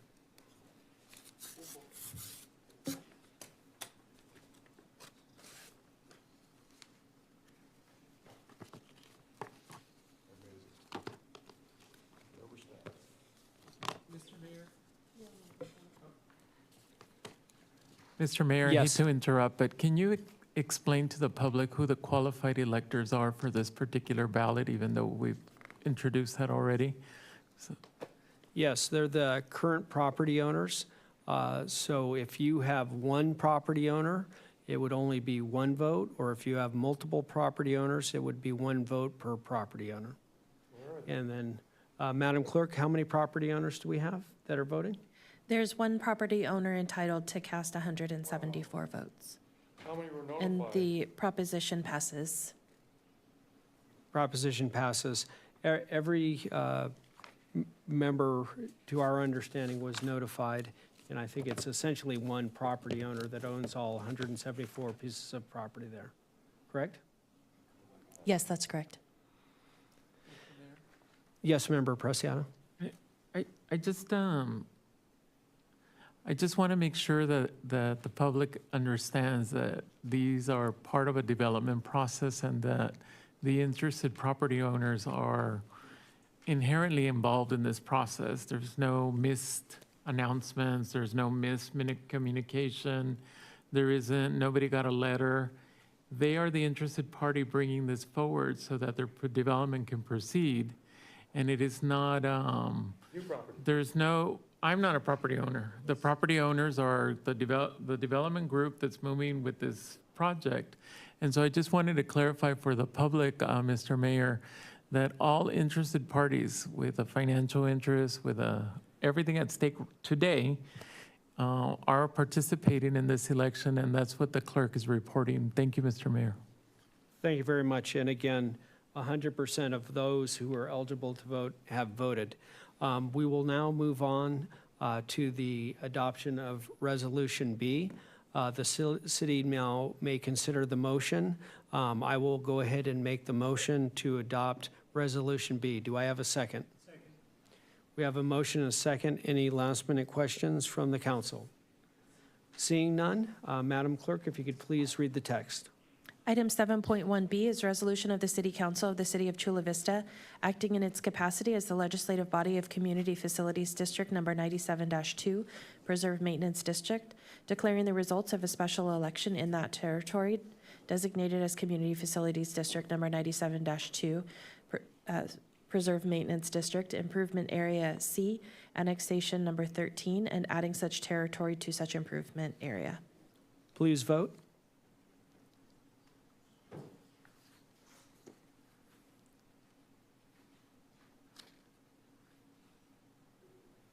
Item carries unanimously. Thank you again for the presentation. We will now move on to item 7.1, Formation of Community Facilities District 2024-1 Citrus Bay.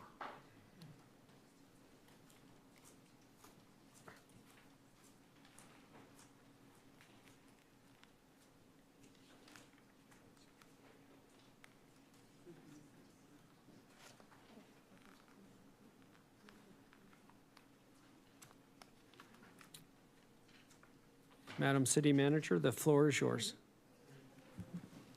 Thank you, Mr. Mayor. We're going to pass this over to Facilities Finance Manager Kim Elliott with our Development Services Department. Thank you. Good evening, Mayor McCann and members of the City Council. My name is Kim Elliott, Facilities Financing Manager for the Development Services Department. So this item is for the proposed formation of Community Facilities District 2024-1 Citrus Bay. Now, the CFD that you just approved, as Scott explained, was for maintenance services of open space. This district is an infrastructure district where bonds will be sold to acquire public facilities. So where bonds are sold, there's a few more steps in the process that you'll see tonight.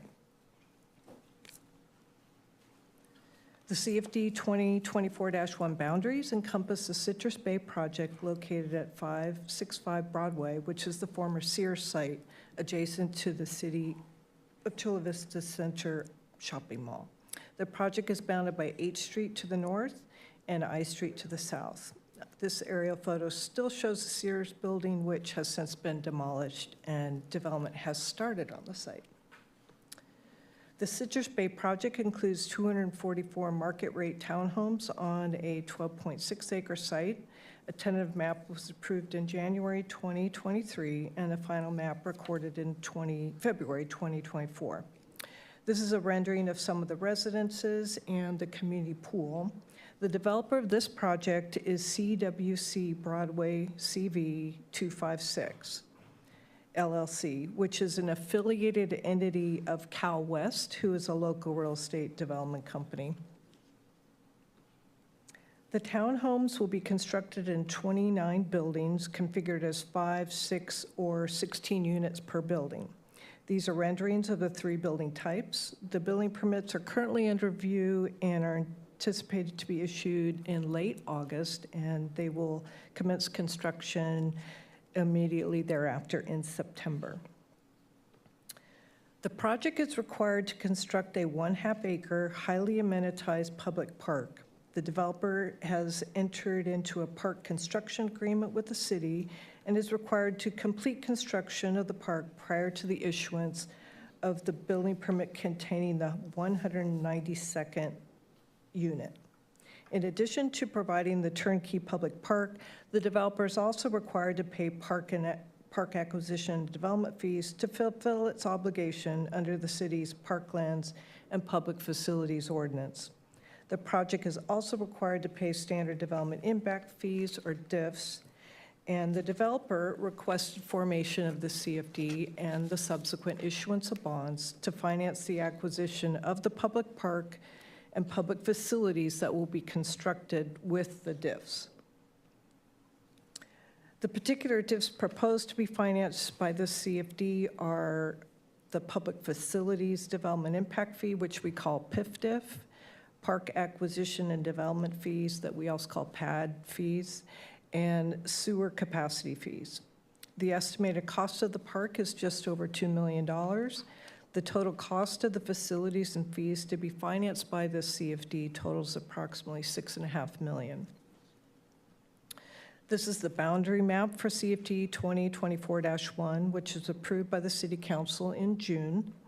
The gray rectangle shape at the bottom left corner is the location of the public park, which is adjacent to I Street. The process for levying special taxes is specified in what is called the rate and method of apportionment. And the special taxes for this CFD are proposed to be apportioned based on unit size. For example, units less than 1,200 square feet have an assigned tax rate of approximately $2,700 per unit, and units over 1,600 square feet have a tax of $2,800 per unit.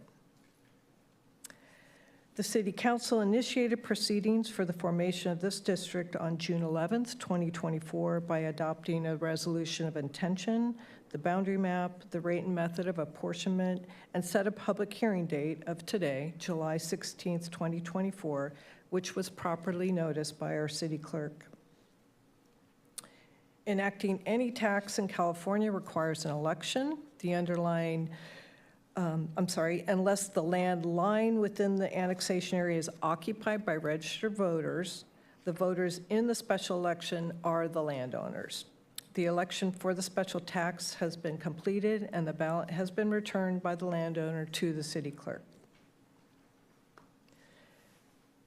The next steps in the CFD process are for this council to conduct a public hearing, canvass the ballots received by the city clerk, declare the results of the election, and place an ordinance to levy the special tax for first reading. In addition, the council is to review an acquisition financing agreement for the district, which sets forth the requirements of how the public park and public improvements will be constructed and the rules for acquiring them.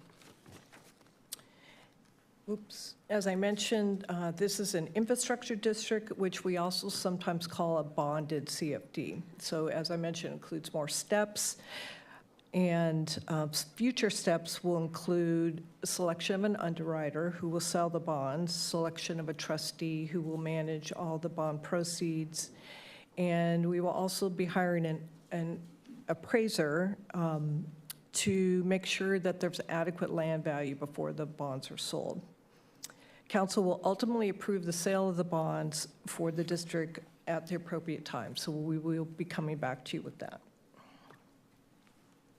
Staff's recommendation is for council to approve the following resolutions. Resolution A, establishing CFD 2024-1. Resolution B, determining necessity to incur bonded indebtedness. Resolution C, calling an election relating to the levy of a special tax and conducting an election. Resolution D, declaring the results of said election. Resolution E, place an ordinance on first reading relating to the levy of special tax. And Resolution F, approving an acquisition financing agreement.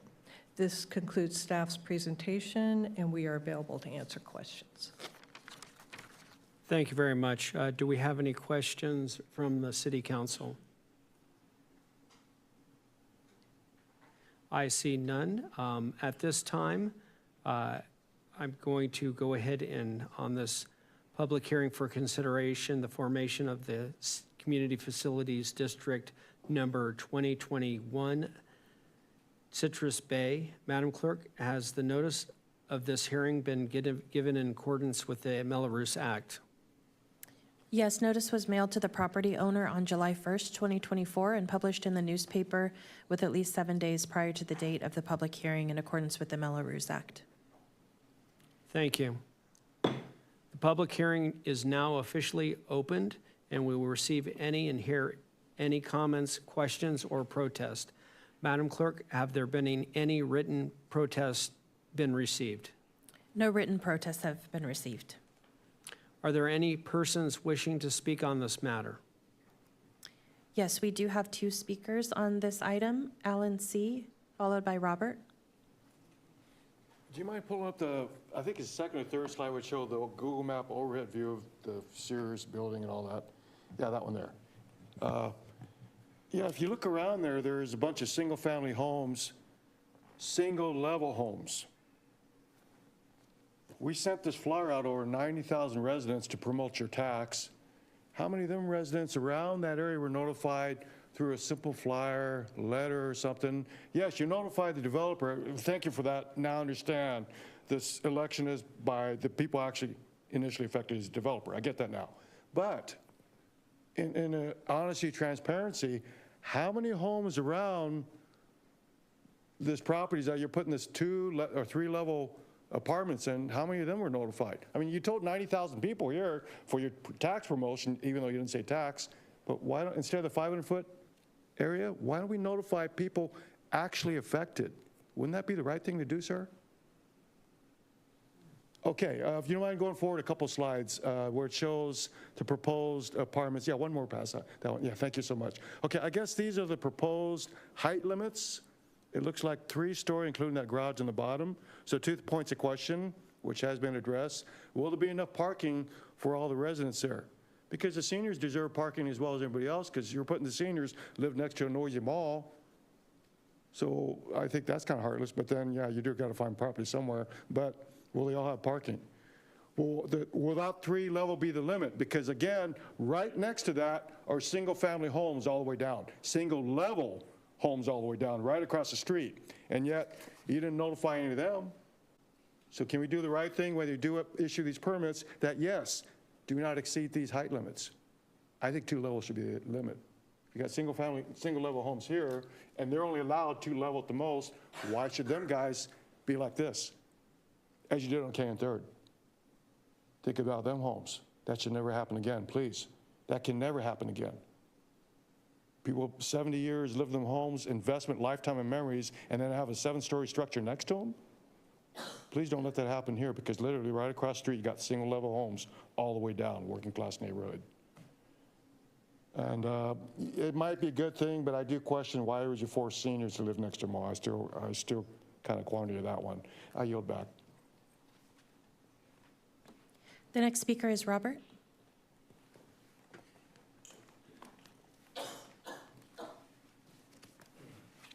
I would go to the mall a lot when I was a kid, you know, and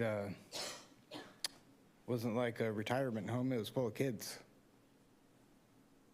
Just being honest, right? You expect the oldest generation to live right next to the busiest thing, right? And I know everybody's already set in stone because they already sold the property and everything's already moving forward, right? But I mean, this is the city's job, is to think of the community into what they're bringing into it. I mean, just right by my house on I and 3rd Avenue, or I'm sorry, K and 3rd, that building went right up and nobody cared. Nobody even blinked. Everybody said, oh, well, sorry, you single family. You're getting replaced, because that's what you're trying to increase the district sizes, right? And in doing so, it fluctuates the votes.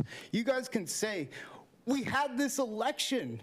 It wasn't our election, it was only for one property owner, right? But when we have elections, we send them out to other people in other areas, and we let other people handle our elections that are for the people and everything.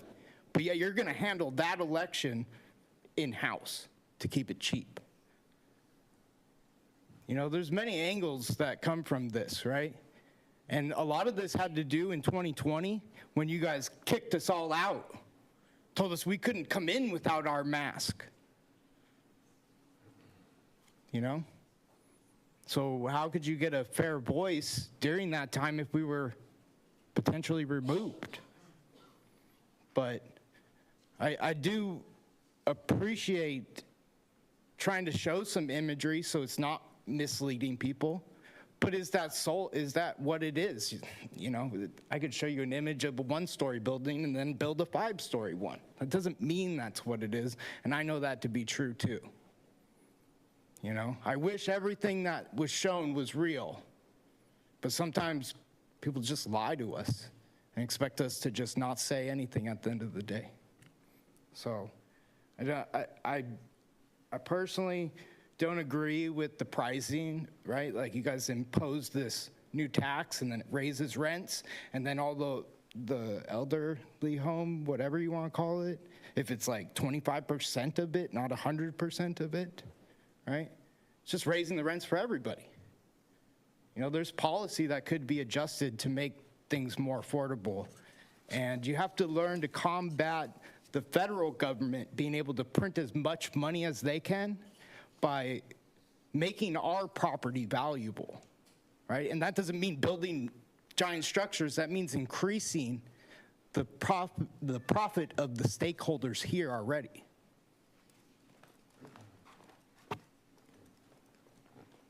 That concludes the public speakers on this item.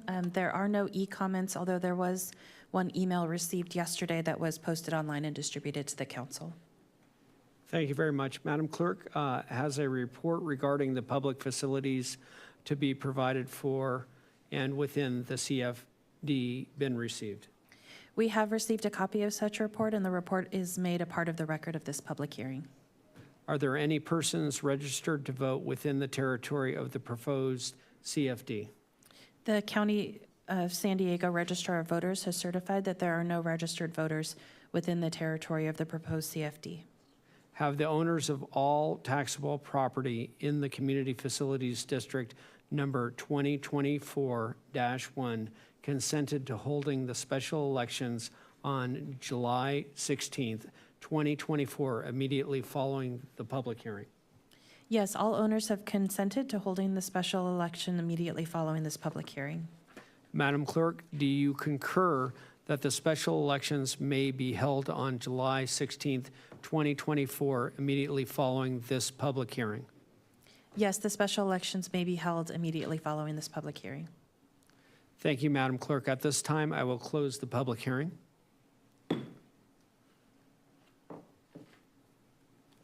Madam Clerk, would you please report the results of the public hearing?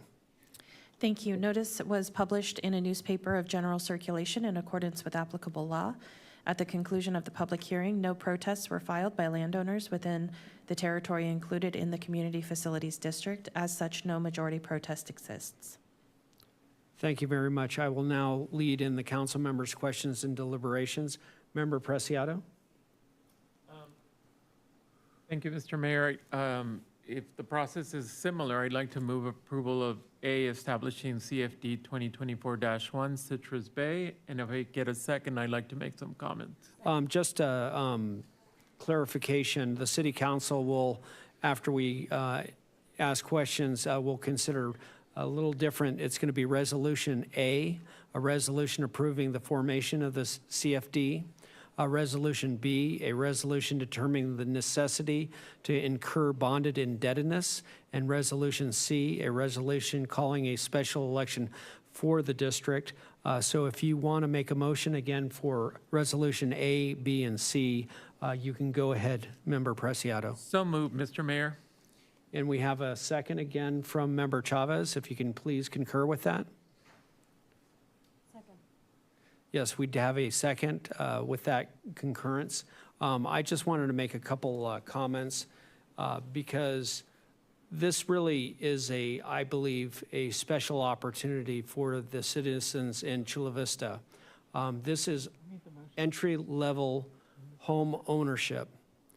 This is the largest home ownership opportunity on the west side of Chula Vista in over 2 decades.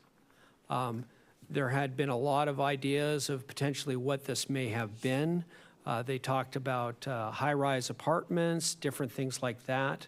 But we wanted to make sure that this would be home ownership, and it is 100% home ownership. The taxes on this, just like any other new community, are not being incurred on anybody outside of the community. It's only being incurred by the people that live in the community and will benefit from it, even though I think there will be some amenities that the surrounding community will receive. So with that, I again believe this will help with the renewal of the area on 8th Street and within the mall area and on the western side of the city. With that, Madam Clerk, if you can please read the 3 resolutions, A, B, C, and D. Mr. Mayor, am I still going to be able to make comments? Yes, go ahead. Thank you, Mr. Mayor, and I'm kind of going to echo some of your remarks. I do want to say that this development process obviously didn't start with this new organization called Citrus Bay. It started with a previous developer. And one of the expectations that we have in any development project is that extensive outreach occur in the immediate vicinity with those that would have been impacted. And so even though this is coming before us today, there's been multiple steps to get us to this particular point, and I don't believe this will be the last time we'll see activity related to this project. It's just a continuum. I do want to point out that the public park, which is part of the question today, and funding for the public park and other public amenities is one of the benefits to the residents of I Street, the single-family residents that live across the street, because that park, that little pocket park, is the first park that's being placed there, and it's not a commercial space.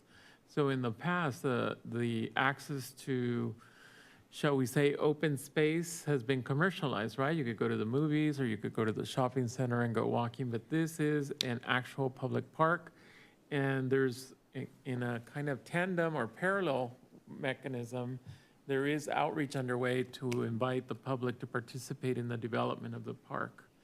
And lastly, I do want to point out, I don't know how this line of input started or comment started, but I don't know that seniors specifically will be living in this particular facility, but it is a market rate opportunity for sale. And in fact, when I joined the council, this project was already well underway. It has no, it was promoted or presented to me as workforce housing in that particular area, and that folks, for example, who work at Scripps Hospital could potentially live across the street from where they work. But you'll note also that this has no inclusionary housing or fair or affordable housing, because it was adopted or the planning process went before we eliminated the moratorium we had on those kinds of facilities in the west side of Chula Vista. When I was introduced to the project, I was told that some, shall we say, what you see from the street, and the 3-story ones would be in the middle. Now, I don't know if that has changed since then, but I think a lot of time and care has been done by the staff, by the developer, by those interested to make sure that this is a project that is harmonized. It's not a Sears store replacement. This is a whole new use of this land. And I will tell you one thing, I was part of 20 years ago, the planning process that created the master plan, that then created the specific plan, that then created all the stuff that was needed to develop this kind of project on that particular location. And as such, they went through the approval process almost with full entitlement, because they didn't need to ask for any, are you surprised that I know all this stuff? No. So anyways, this project is a good project, as the mayor has indicated. This project has met all of the things that you would expect happen when you develop this in an existing community. And I am so happy nobody else is being invited to participate in and paying these taxes except the property owners and those who choose to buy there subsequently. Thank you very much, Mr. Mayor. Thank you. I very much appreciate those comments. Madam Clerk, if we could go ahead and proceed with the vote.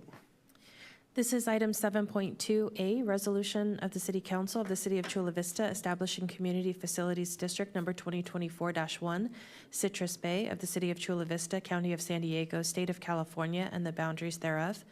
Item 7.2B, resolution of the City Council of the City of Chula Vista determining the necessity to incur a bonded indebtedness of Community Facilities District number 2024-1, Citrus Bay, to be secured by special taxes levied therein to pay for the acquisition or construction of certain public facilities. And item 7.2C is resolution of the City Council of the City of Chula Vista calling a special election and submitting to the voters of Community Facilities District number 2024-1, Citrus Bay, the City of Chula Vista, County of San Diego, State of California, a proposition regarding the annual levy of special taxes within the Community Facilities District and establishing an appropriations limit therefore. Please vote.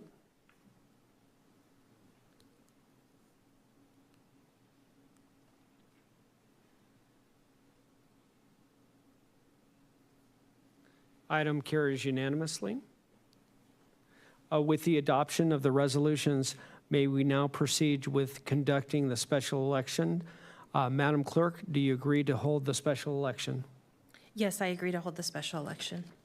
At this time, I ask the city clerk to open the ballot and announce the results of the election.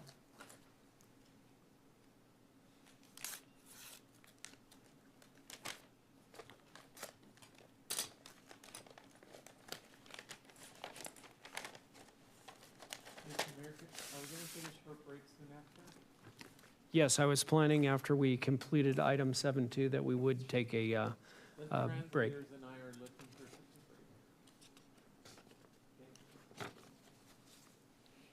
Propositions A, B, and C pass.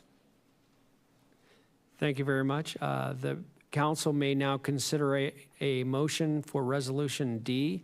I will go ahead and make the motion so we can declare the results of the election. So moved. Do I have a second? We have a motion and a second. Madam Clerk, if we could please call the text for the vote. Item 7.2D is resolution of the City Council of the City of Chula Vista declaring the results of the consolidated special elections within Community Facilities District number 2024-1, Citrus Bay of the City of Chula Vista. Please vote.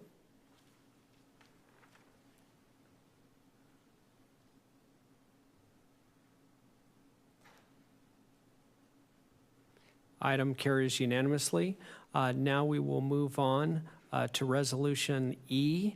I will go ahead and make a motion to approve the introduction of the first reading of ordinance by title only. Madam Clerk, if you can please read the heading. I'm sorry, do we have a second on Resolution E? Thank you.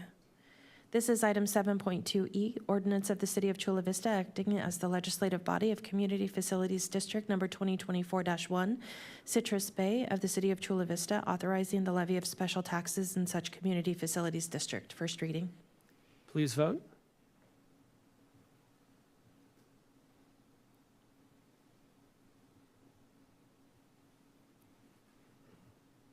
Item carries unanimously. And if you didn't think we were done yet, we still have another resolution. I will go ahead and make a motion to adopt Resolution F. Do I have a second? Second. We have a motion and a second. Madam Clerk, if you could read the heading.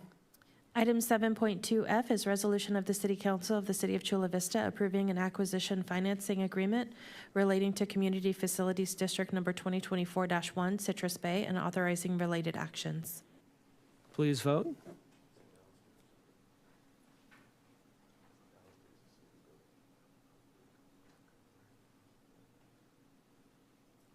Item carries unanimously. Now I will go ahead and make a resolution for G through Z, but I'm only kidding. Congratulations.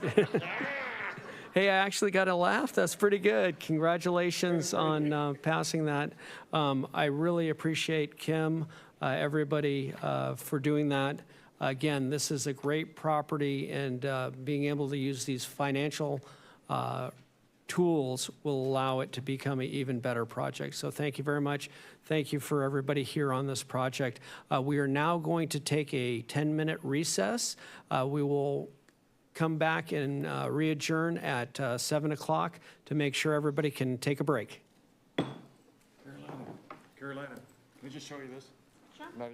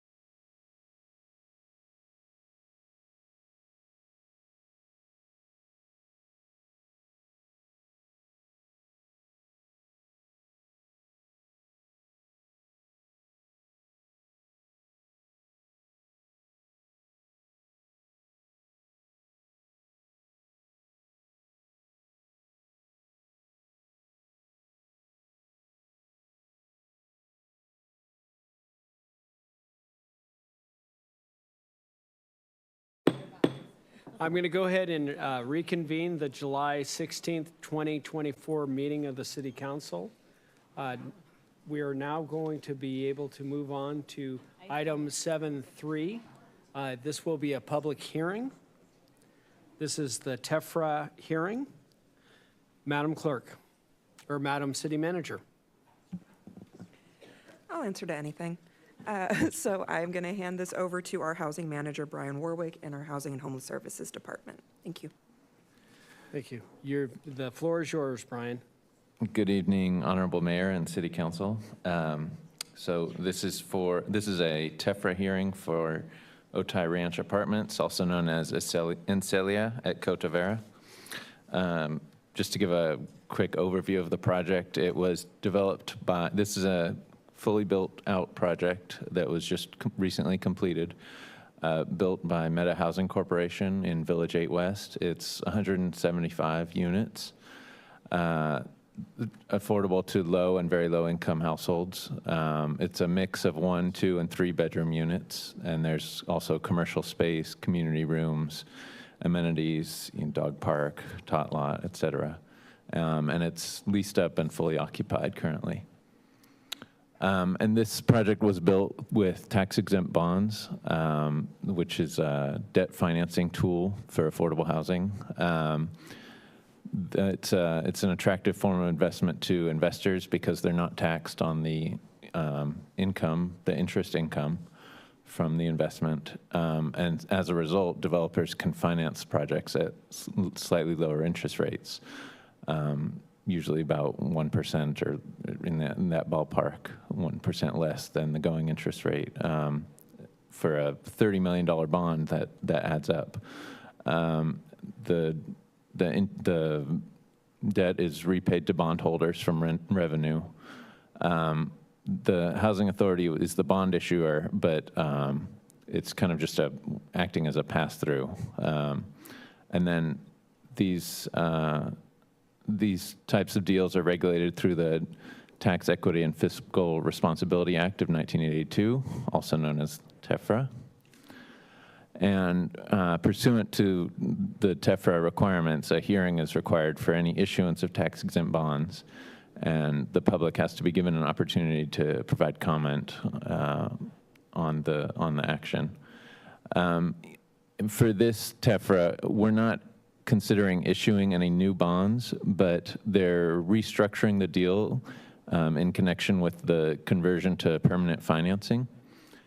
So the construction is complete, they're switching over to permanent financing, and they had originally intended to repay a portion of the bonds.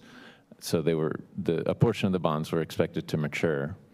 And now they're intending to convert all of the bonds to permanent financing and mature in 30 years. And because of that change in maturity dates, that triggers a TEFRA hearing. And just to kind of go over the timeline a little bit, the project closed on its financing in 2020. So the city held a TEFRA in 2019 for the $35 million bond issuance. It started construction in 2021, and then due to changes in interest rates and construction cost escalation, they needed to seek a supplemental allocation of $4 million. So the city held a second TEFRA at that point to approve that. And now in 2024, it's the point of completion and conversion to permanent financing. And as I said previously, they had part of the bonds were intended to mature. About 6 million of those bonds were intended to mature at the time of conversion.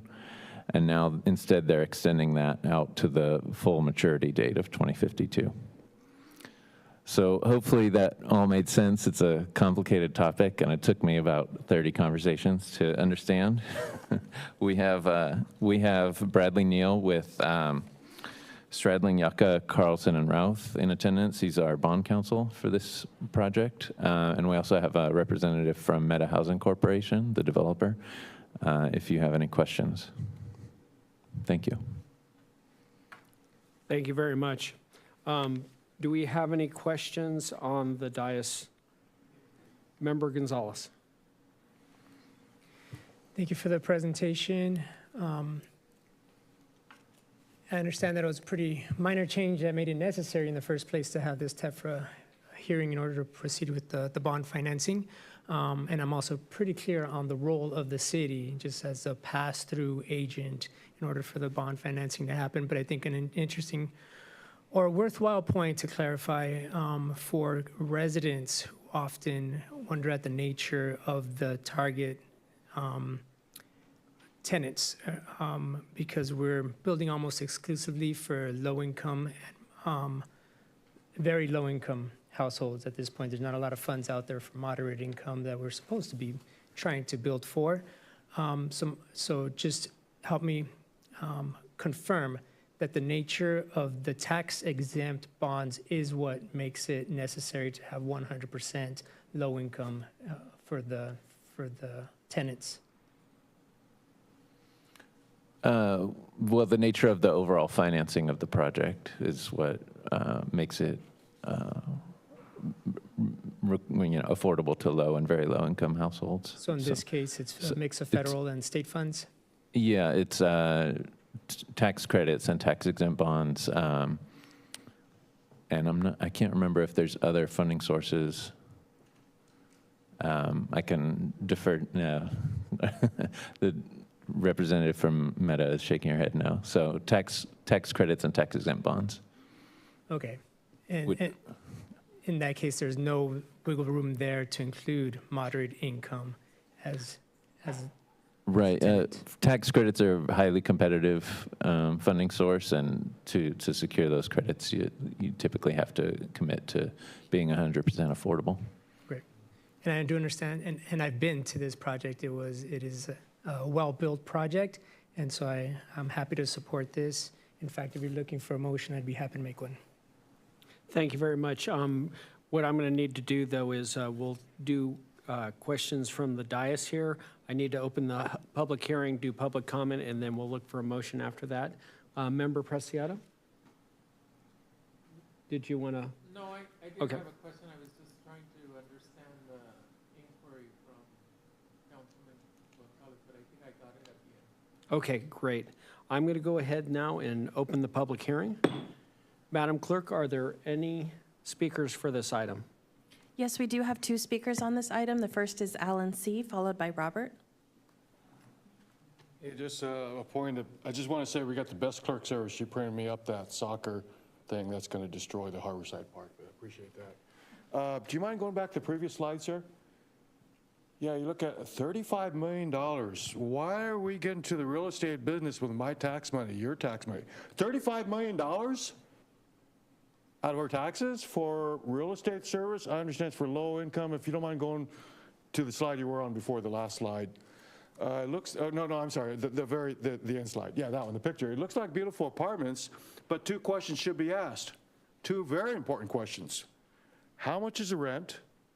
And how much are we paying for it? How much are your future grandchildren paying for each one of them units? Lifetime forever? Or is there a limit where we're no longer got to pay the rent for somebody else? Them two questions are the important questions, should be asked. So right now I'm asking, these are supposedly low-income housing. We confronted K and Third. It turned out it was $800 a unit, which is not going to help the people in the tents. So how much are these units? Them questions need to be asked. I yield back. The next speaker is Robert.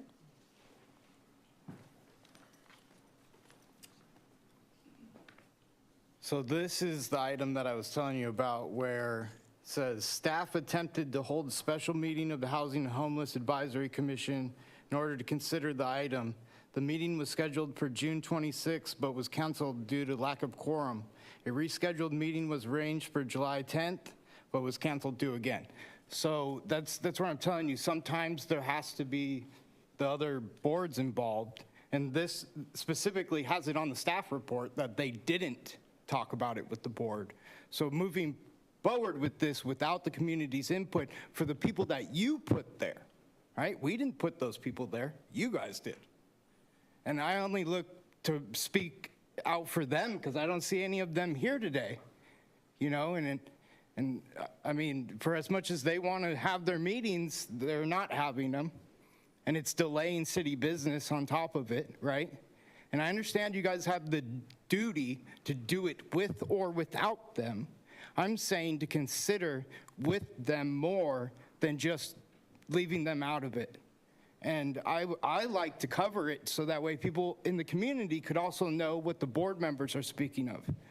But in the audits that I'm doing, for example, right now I did one outside Parks and Rec meeting on the 18th, not on the calendar. And all I can do is push this on to you guys and show you example after example after example after example of how staff is not checking on their own work. I mean, I don't know how to make it more easy for you guys to see it, but it's in their report. So, thank you.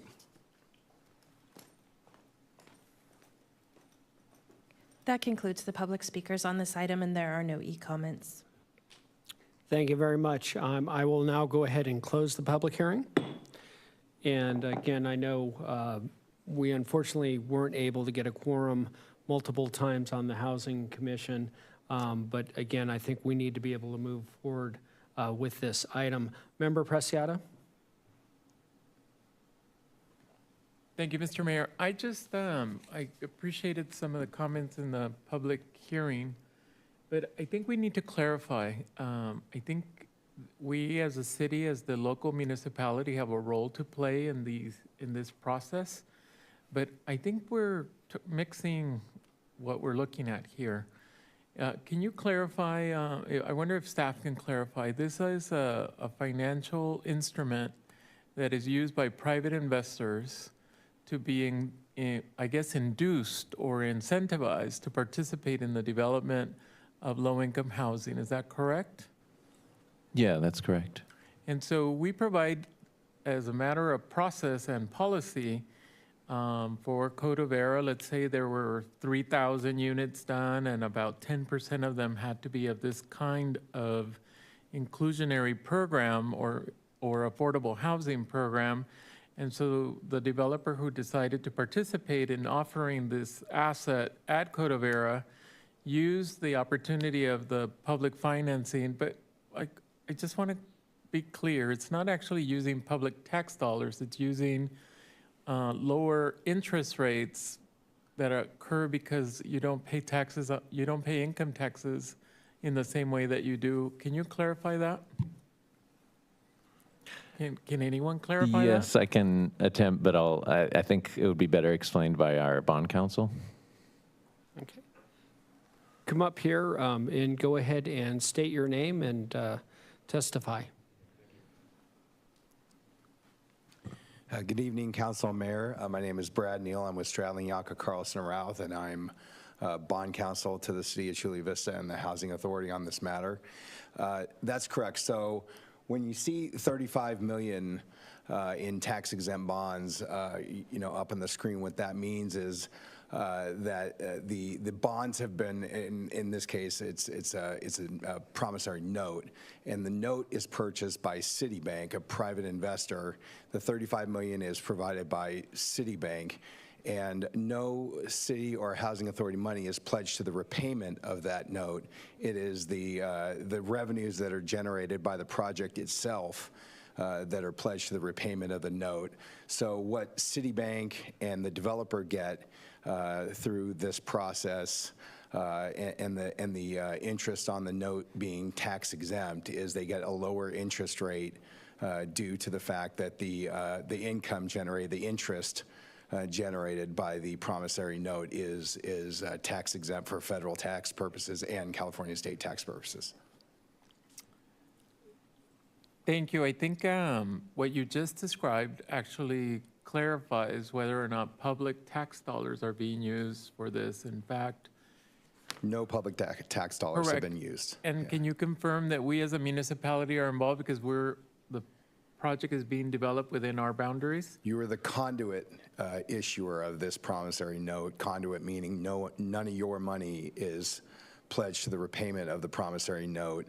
And although you're the issuer of the note, you are in no way liable for the repayment of the note. It is the project itself that is pledged to the repayment of the note, and it's the developer's responsibility to generate the revenues that repays the note and the note holder, Citibank. Mr. Mayor, I'm taking the time to get these clarifications because as we go out to the voters and talk to the public, we need to clarify that this is not just another tax concern or another thing that people are going to pay. It is in fact those who benefit directly. It's kind of like a fee that are actually contributing to the payments associated. And even if the rents can be considered high, I don't think if these apartments or units were market rate, that they would actually be affordable for the community. I think maybe someone in housing can describe what happens when you have the stratified availability of units, meaning the very low income and then the median income and then right close to market rate. I believe you guys, you use the index of the median income in the community to set the rent. Is that correct, or am I completely off? Yeah, that's correct. So the median income for this community is what, 119,000? Yep, you got it. And then 119,500. And then so there was a graphic that described the proportion of the low, or there was a graphic that described the rooms. Does that correspond very closely with the most affordable, then the second most affordable, and then the third most affordable? So there's a mix of 1, 2, and 3 bedroom units, and those are, some of them are 50% AMI, some of them are 60% AMI. So it would be affordable to, working families, people in service industry. The rent on the low side for a 1-bedroom would be $1,326. On the high side for a 3-bedroom, it would be $2,046. Thank you very much. Thank you, Bond Council. Welcome. Thank you. Thank you very much. Do we have any more speakers or questions on the dais? Seeing none, I just wanted to thank Brian and Stacy for your great work on this. And I appreciate the Bond Council coming down because these really help us be able to create affordable housing without putting any Chula Vista taxpayer money into it, as well as making sure that we don't have the liability on those bonds. So it's a great incentive. With that, I'm going to go ahead and make the motion to approve item 7.3. Do I have a second? Second. I think Deputy Mayor Gonzalez beat you to it. So we have a motion and a second. Madam Clerk, if you could please read the heading. Item 7.3 is resolution of the City Council of the City of Chula Vista approving the conversion to the permanent phase of financing of the multifamily housing revenue notes of the Housing Authority of the City of Chula Vista for Otay Ranch Apartments located at 1910 Encelia Circle. Please vote.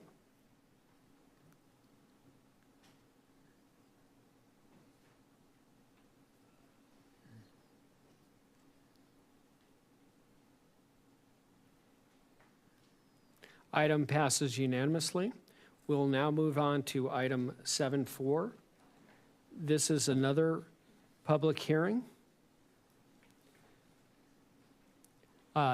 This public hearing is relating to the levying of assessments on collectibles for fiscal year 2024-25 within each of the city's open space maintenance districts. It is a staff report on this item. Madam City Manager, is there a staff presentation? Thank you, Mr. Mayor. There is a staff presentation. They are making their way up, and then I'm going to hand it over. No? Oh, I thought we had. Apologies, no presentation. But staff is available to answer any questions you may have. Sure. Are there any questions from the dais here? And just to make sure that we're keeping everything completely correct, Madam City Attorney, if you just want to go ahead and describe, we do have a couple conflicts and what will be happening to make sure we avoid those conflicts. Sure. So this public hearing is being conducted pursuant to the Landscaping and Lighting Act of 1972. It's for the continued levying of existing assessments within each of the city's open space and maintenance districts. During the public hearing, any person is permitted to present written or oral testimony or objections. For purposes of today's hearing, the City Council does have a quorum as to resolutions A, C, D, and E. However, there is not a quorum due to conflicts as to resolution B. It is my recommendation that you open the hearing and vote to continue the hearing as to the resolution B only, and that would be continued to the next meeting. Then you may move forward as to resolutions A, C, D, and E tonight. Great. First, before I open the public hearing, are there any questions from the dais to staff? Seeing none, I'll go ahead and open the public hearing. In accordance with the city attorney's recommendation, I do have a motion and a second to continue the public hearing as resolution B only. So the public hearing as to resolution B is only continued to August 6, 2024 at 5 p.m. here in the City Council chambers at City Hall. We are now going to move on with the public hearing on resolutions A, B, D, and E. And I will make a motion Mayor McCann. To continue item resolution B. Do I have a second? Second. We have a motion and a second. Madam Clerk, if you could please read the. Mr. Mayor? Yes. I think the city attorney. There was a motion and a second. There was a motion and a second as to B, so this would be voting on continuing. Yes, this would be the voting on the continuing the resolution. So go public ahead hearing as to and, Madam Clerk, if you could please call for the vote. Yes, and this is continuance of the public hearing for item 7.4B to the City Council meeting of August 6, 2024 at 5:00 p.m. in council chambers. Please vote. Point of clarification, I made the second. Is this an item that I can vote on? Just to continue the hearing, we won't be voting on the resolution itself at this point. Very good, thank you. Thank you. Good question. I had to ask that myself, and the continuation we're allowed to do. The continuation of Resolution B goes ahead and passes and is continued to August 6, 2024. We will now again continue on the public hearing for resolutions A, C, D, and E. And again, I will open the public hearing again. Madam Clerk, would you please call the first speaker? Yes, we have one speaker on this item, Alan C. Thank you so much, Jose, clarifying that, not a dime of taxpayer money. However, if you don't have them pay their fair tax, who takes up the remainder of the bill? You and I. So that must be considered too. You're picking winners and losers at $1,000 a unit. It sounds like a lot of people lost here. Okay, concerning this one, yeah, we should have a presentation on this because I have no idea what it's about. I guess you're setting aside open land or whatever. So yes, we're talking about a lot of money here too. And I guess you're extending a lot of it to August, but we do need presentations and all this stuff. We're doing a lot of money here, and yes, it's behind the scenes through bonds, but if you exempt that guy, picking that guy's a winner, what about all the other developers? What about them? What about me? What about you? If you don't pay his fair share of tax, guess who has to pick up and pay more? All that must be considered on top of you guys raising multiple taxes on us. Okay, thank you so much. I yield back.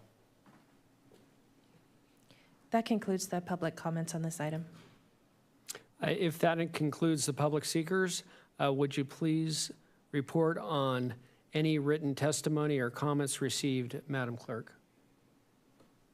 There were no e-comments or other written testimony on this item. I will go ahead and close the public hearing.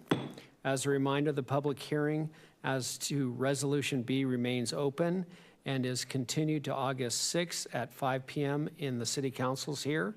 I have now closed the public hearing as to specifically resolutions A, C, D, and E. We will now go to council comments and deliberations. Council members, do you have any comments or questions on this item? I do not see any.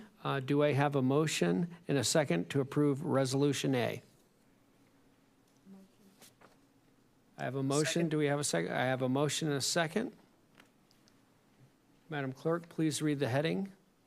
This is item 7.4A, resolution of the City Council of the City of Chula Vista levying the assessments and collectibles for fiscal year 2024-25 for open space districts 3 through 11, 14, 15, 17, 18, 20, zones 1 through 4, 6, 8, and 9, 23, 24, 26, 31, 33, East Lake Maintenance District Number 1, Town Center, and Bay Boulevard Maintenance District.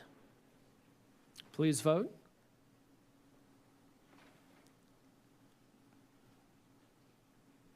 Resolution A passes unanimously.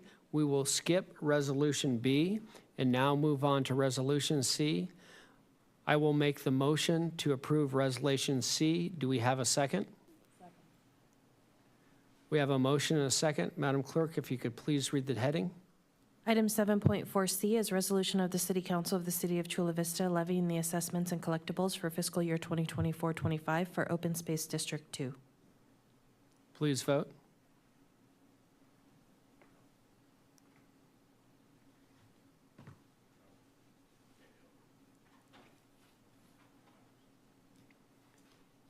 Resolution C passes unanimously. Now we will move on to Resolution D. Councilmember Chavez, if you want to state your property-related conflict on Resolution D. I have a property related conflict near this address, so I'm going to abstain. Thank you.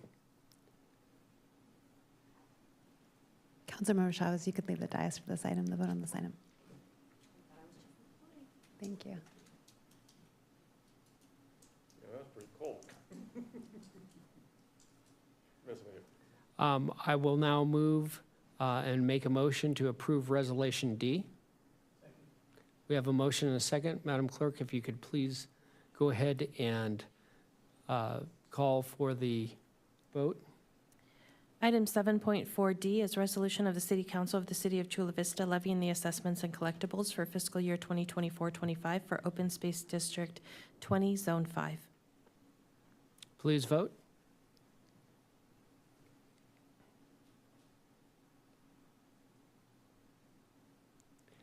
Item carries 3 with 1 recusal of Member Chavez.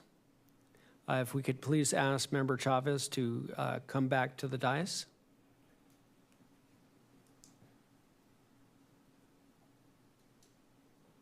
We will now move to Resolution E. I have a property-related conflict as to Resolution E because a property I own is within 500 feet of Open Space District 20, Zone 7. So I will now turn the meeting over to Deputy Mayor Gonzalez and leave the dais while the Resolution E is being considered. Thank you, Mr. Mayor.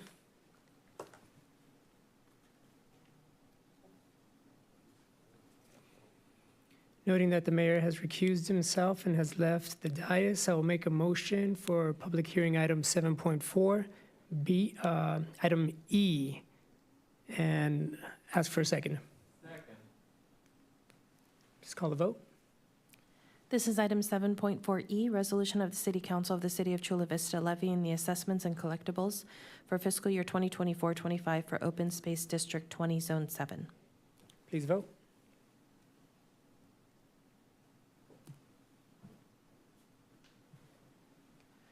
The item passes 3-0 with Mayor McCann recused.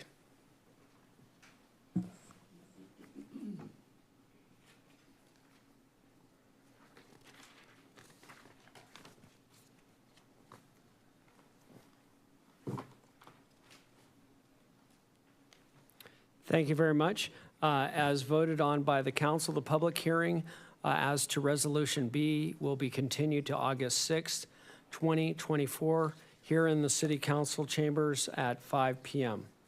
Thank you very much. We will now move on to item 8.1. These are action items on the consent calendar that were pulled. We did pull item 5.1 by Member Gonzalez. I believe it was 5.4. item 5.4. 5.4, correct. And Member Gonzalez, I will give you the floor.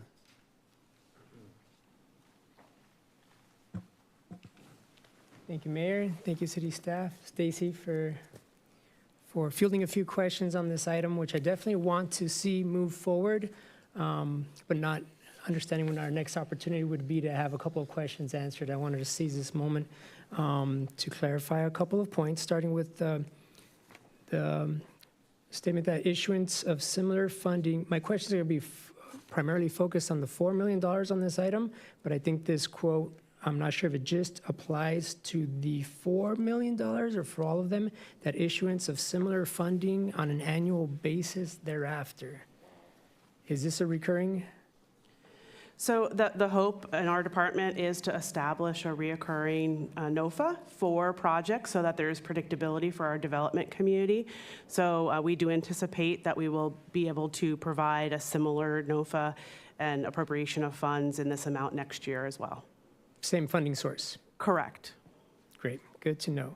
And then speaking of the funding source, so I understand that there are some limitations on who we should target with the projects because of the funding source having been historically state funds, correct?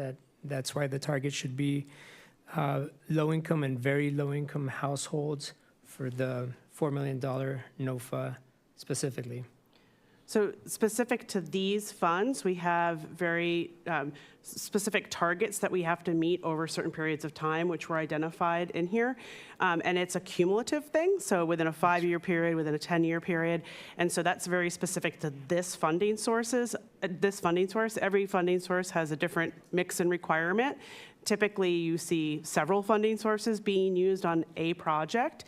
And so most of the time, any restrictions that you have are going to apply to the specific number of units that funding is providing for. So let's say this funding accounts for 10% of the units, then typically 10% of your units would be restricted with these specific restrictions to maintain compliance with the funding source.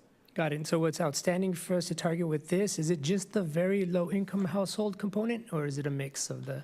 So there's a requirement for us to target a certain percentage of very low over a period of time, and then we also can't exceed a certain percentage of senior funded projects with this funding source over a period of time. Understood. And I think my key question then was understanding the limitations to these funds specifically. Yeah. When we do the NOFA, does it have to be the entire project that fits within those limitations? Not typically, and we are still evaluating what specific requirements we're going to have for this particular NOFA, because we're reaching that 5-year window right now, and so we want to make sure we're remaining in compliance with whatever we fund with this particular money this year.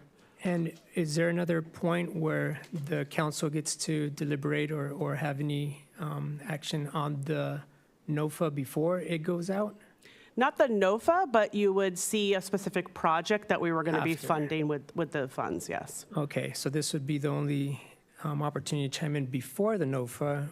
I'd make a note that considering that we have limitations to what we can do, but still we're in a good position where it's going to be attractive to developers to bring their projects forward because of the participation of the city to the tune of $4 million, that we might be able to have multiple projects that fit multiple parts of our inclusionary housing policy as outlined in the balanced community plans, where we wanted to see more of a mix, including some moderate income households, which, as we noted before, and when we deliberated about RENA, we don't have a lot of projects that target that have that component baked in there. I understand that most of the housing funds for affordable housing that are out there are going to be very heavy towards the low income. I'm just at this point also stating that it would be great if, as part of the appraisal of the different applications, we take a look at which ones fit best into our balanced community plans, which, as the city manager staff has pointed out, has to do with geography, has to do with benefits, has to do with the services provided, but also it could be some of the components like moderate income that's not usually seen in some of these that we'd be looking to hopefully select as well. So that would be a hope of mine, but I understand that the return on investment is a big component of it too. Return not as income to the city, but bang for the buck. It ultimately helps decide this factor. So let me know if there's anything else that I'm missing in that conversation, but I wanted to make sure to make that point. We will certainly be looking at our RENA obligations as we move forward with this project. We do anticipate, I kind of heard something else in there too. We do anticipate that likely this will be funding for a single project. So I just wanted to make that note. Okay, noted. Thank you. And is that a motion to approve the item? Let me go ahead and make the motion to approve. I believe we have public comment on the item. Okay. Do we have a public speaker? We have two speakers on this item. The first is Alan C., followed by Robert. Yeah, thank you, Alonzo. Very important questions. And you've got your real estate hat on, I see that, asking these questions. $4 million and $550,000. How much is that going to admin fees? You know. So it's got a lot of waste there. But I still question, and yes, we do need for the middle income as well as low income. But when the low income is $1,000 for a single bedroom flat, how much would it be if we went middle income? You're still not solving the biggest thing that the people want, take care of people in the tents. What are we going to do about them? I've said it time and time again. You got TRICARE. Take $500,000 out of that $4 million. That could be a good start. Convert the TRICARE building. 200-bed shelter. That'll solve your soccer field. That'll solve that whole area, because then, even though the Supreme Court says, yes, you can get rid of the homeless without shelter, but no, the right thing to do is provide a shelter. Not the silly, tiny homes that they need to be vetted that can't be put in there because they're on drugs, but the TRICARE building, 200-bed shelter, where you can put them without the extreme vetting and get them treatment. Let's take care of the people that where we really can make action, as you mentioned, just like I always say, bang for the buck. Bang for the buck means for the $4 million, just a partial portion of that, you could open the TRICARE facilities or whatever existing building, the Albertsons building, Proctor Road, wherever, and set up multiple cots, Navy berthing, which we've lived on. We know it is a hell of a lot better than allowing them to do drugs in the tents across from Harborside Park. So please, please look at the priorities, because all these units you're putting up, East Lake Ware, is not helping. The biggest problem we have is all the tents and the drug abuse and the fentanyl, which, if, as I said before, the opioids go after the hospitals. They actually give that stuff out. Okay, thank you so much. I yield back. The next speaker is Robert.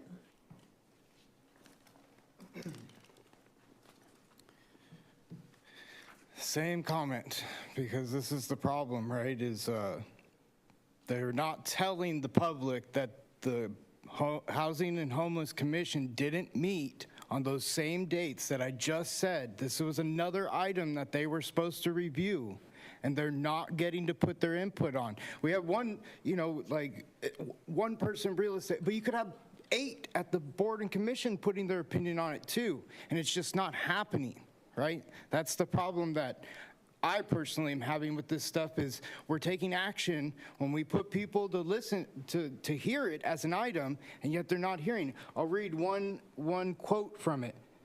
Any loss of income, no matter how temporary, can be a substantial setback for a household that depends on every paycheck.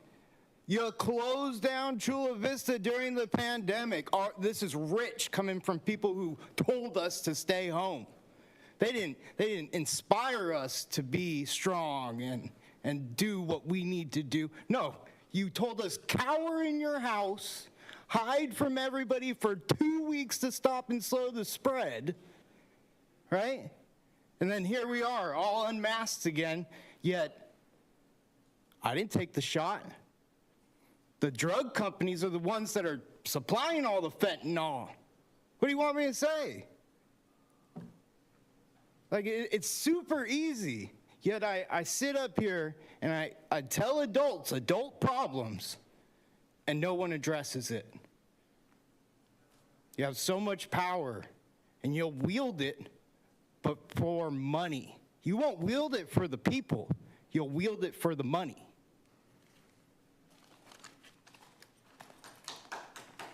That concludes the speakers on this item. Thank you very much. Member Preciado? I just wanted to comment that we are having another COVID upswing, and so I do want to encourage everyone to get vaccinated if you can. And I also want to encourage you to stay home if you're sick so that we do not get contaminated. So thank you very much. Not gonna get fooled again. Thank you very much. Member Gonzalez, would you like to make that motion now? I will move for acceptance of the staff recommendation on this item. I will second that. Madam City Clerk, if you could please read the heading. Item 5.4 is resolution of the City Council of the City of Chula Vista and of the Housing Authority authorizing the use of fiscal year 2024-25 successor housing agency funds for administrative costs, the implementation of landlord incentive and homelessness prevention programs, and the development of affordable housing, and appropriating funds therefore. 4/5 vote required. Please vote.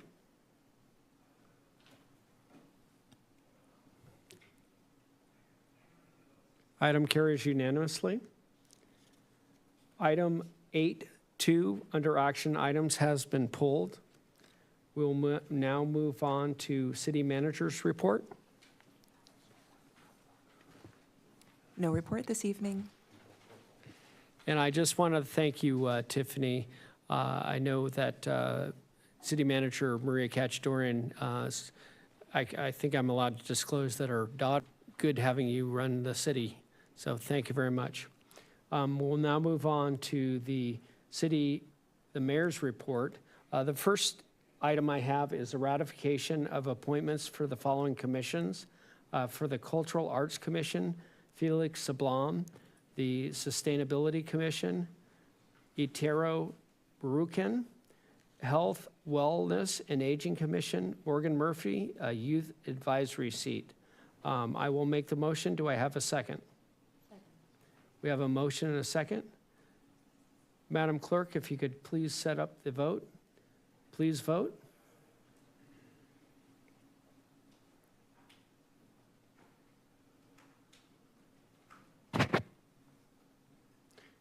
All three members are approved unanimously to become part of our commission system. Please, if you know any of them, please congratulate them. I wanted to talk about some of the great things that we've had in the city of Chula Vista over the last several weeks.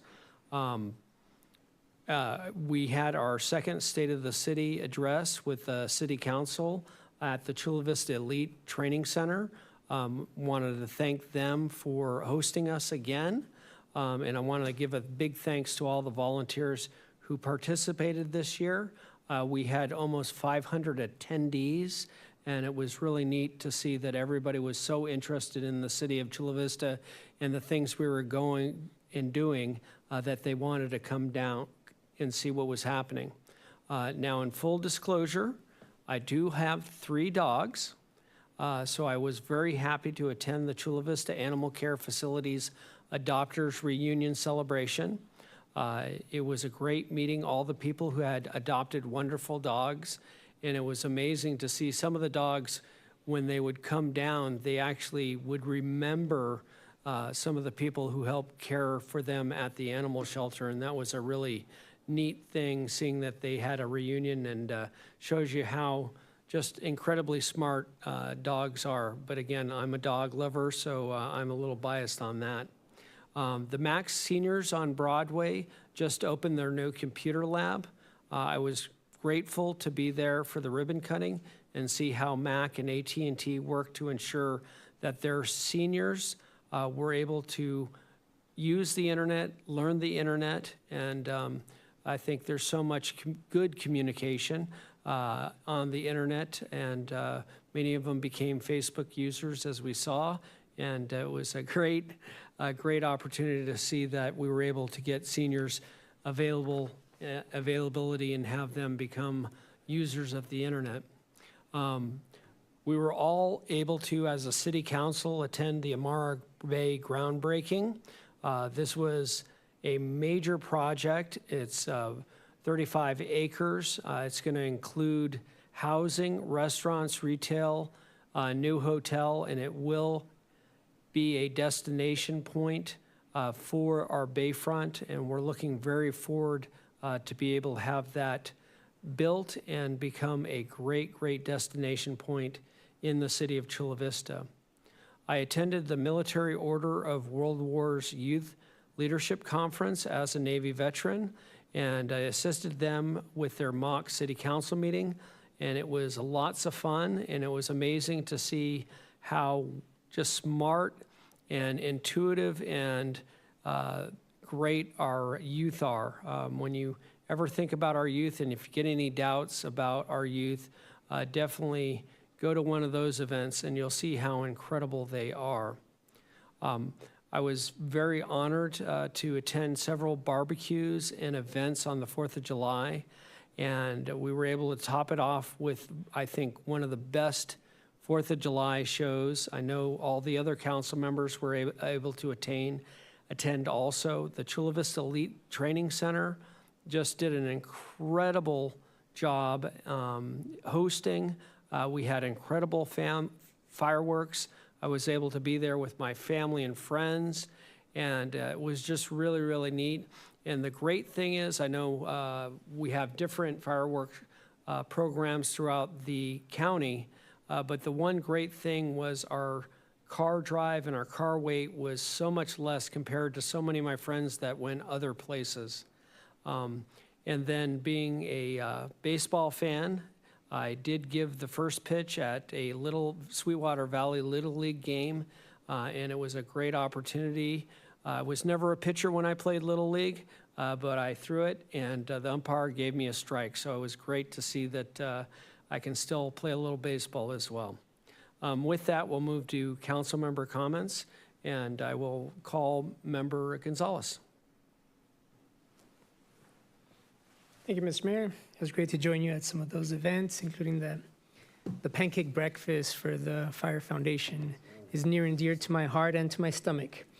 Just a quick update on MTS. As promised, with the new state budget approval, the funds that I mentioned previously to the tune of $135 million that were frozen regionally were unfrozen and are soon to be received if they have not already. So that's going to allow us on Thursday to reconsider the previous or original budget proposal that included some of the increased border routes and projects, including increased electrification. So I'll keep you posted on that update after this MTS meeting. Thank you. That's all.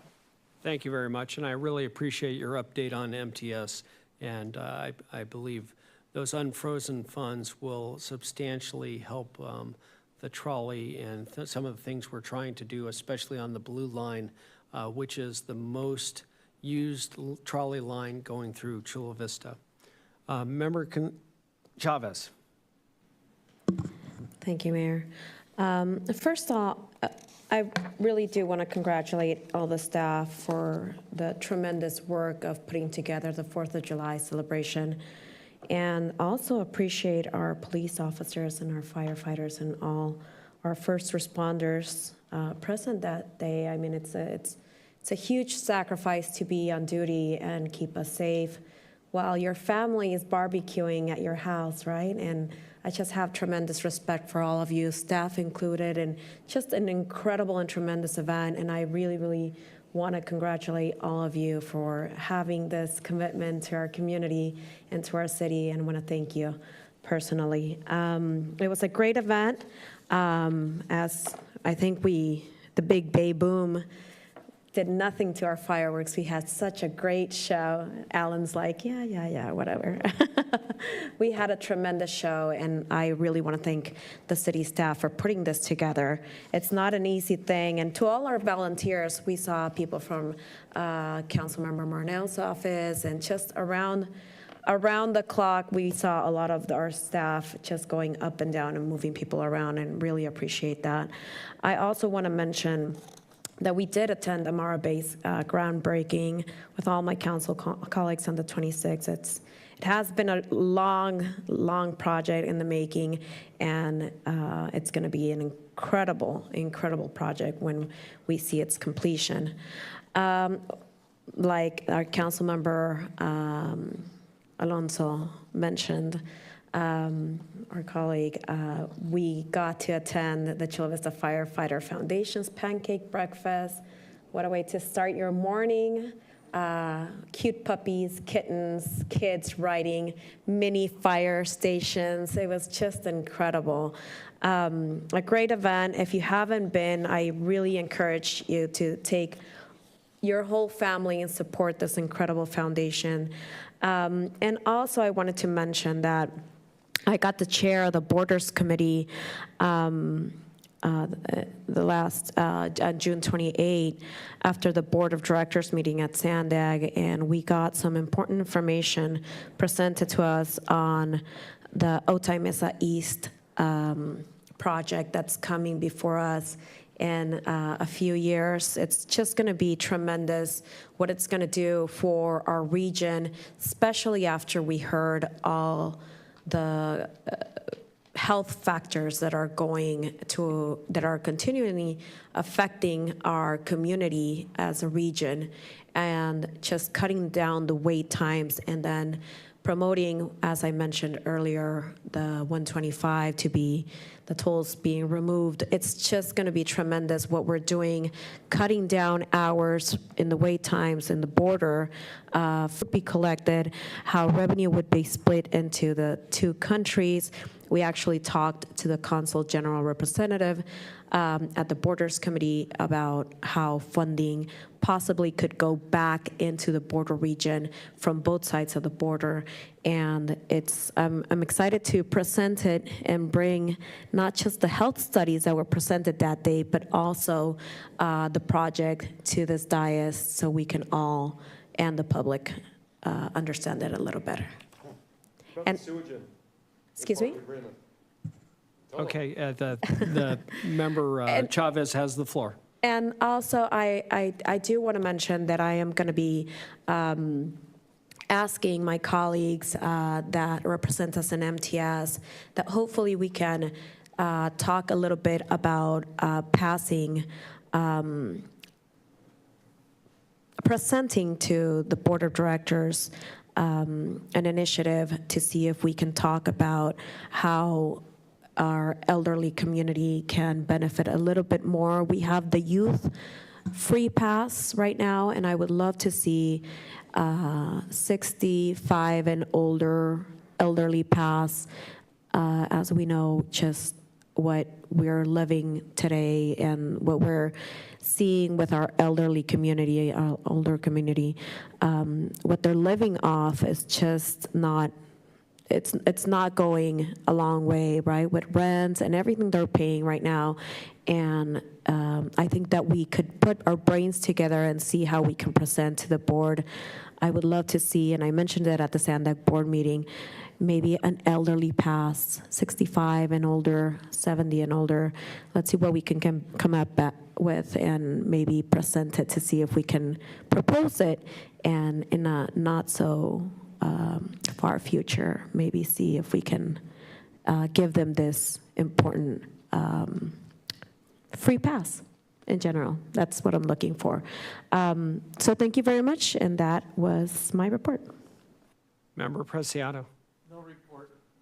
Thank you very much, and really appreciate my council members. And again, the fire station pancake breakfast was awesome, and I think Alonso did admit that he ate more pancakes than any of us, correct?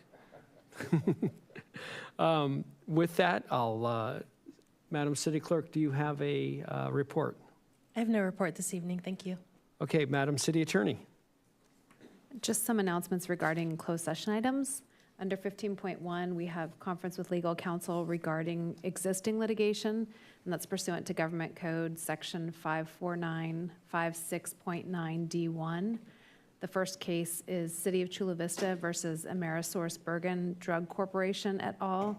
The second case is Affordable Housing Coalition of San Diego County versus Tracy Drager et al., and those are further described in your agenda. Item 15.2 is conference with legal counsel regarding anticipated litigation, and that's pursuant to Government Code Section 54956.9D4. Thank you. Thank you very much. We will go ahead now and convene into the closed session, and after that, we will adjourn to the City Council meeting on August 6, 2024 at 5 p.m. in this council chambers. Thank you very much.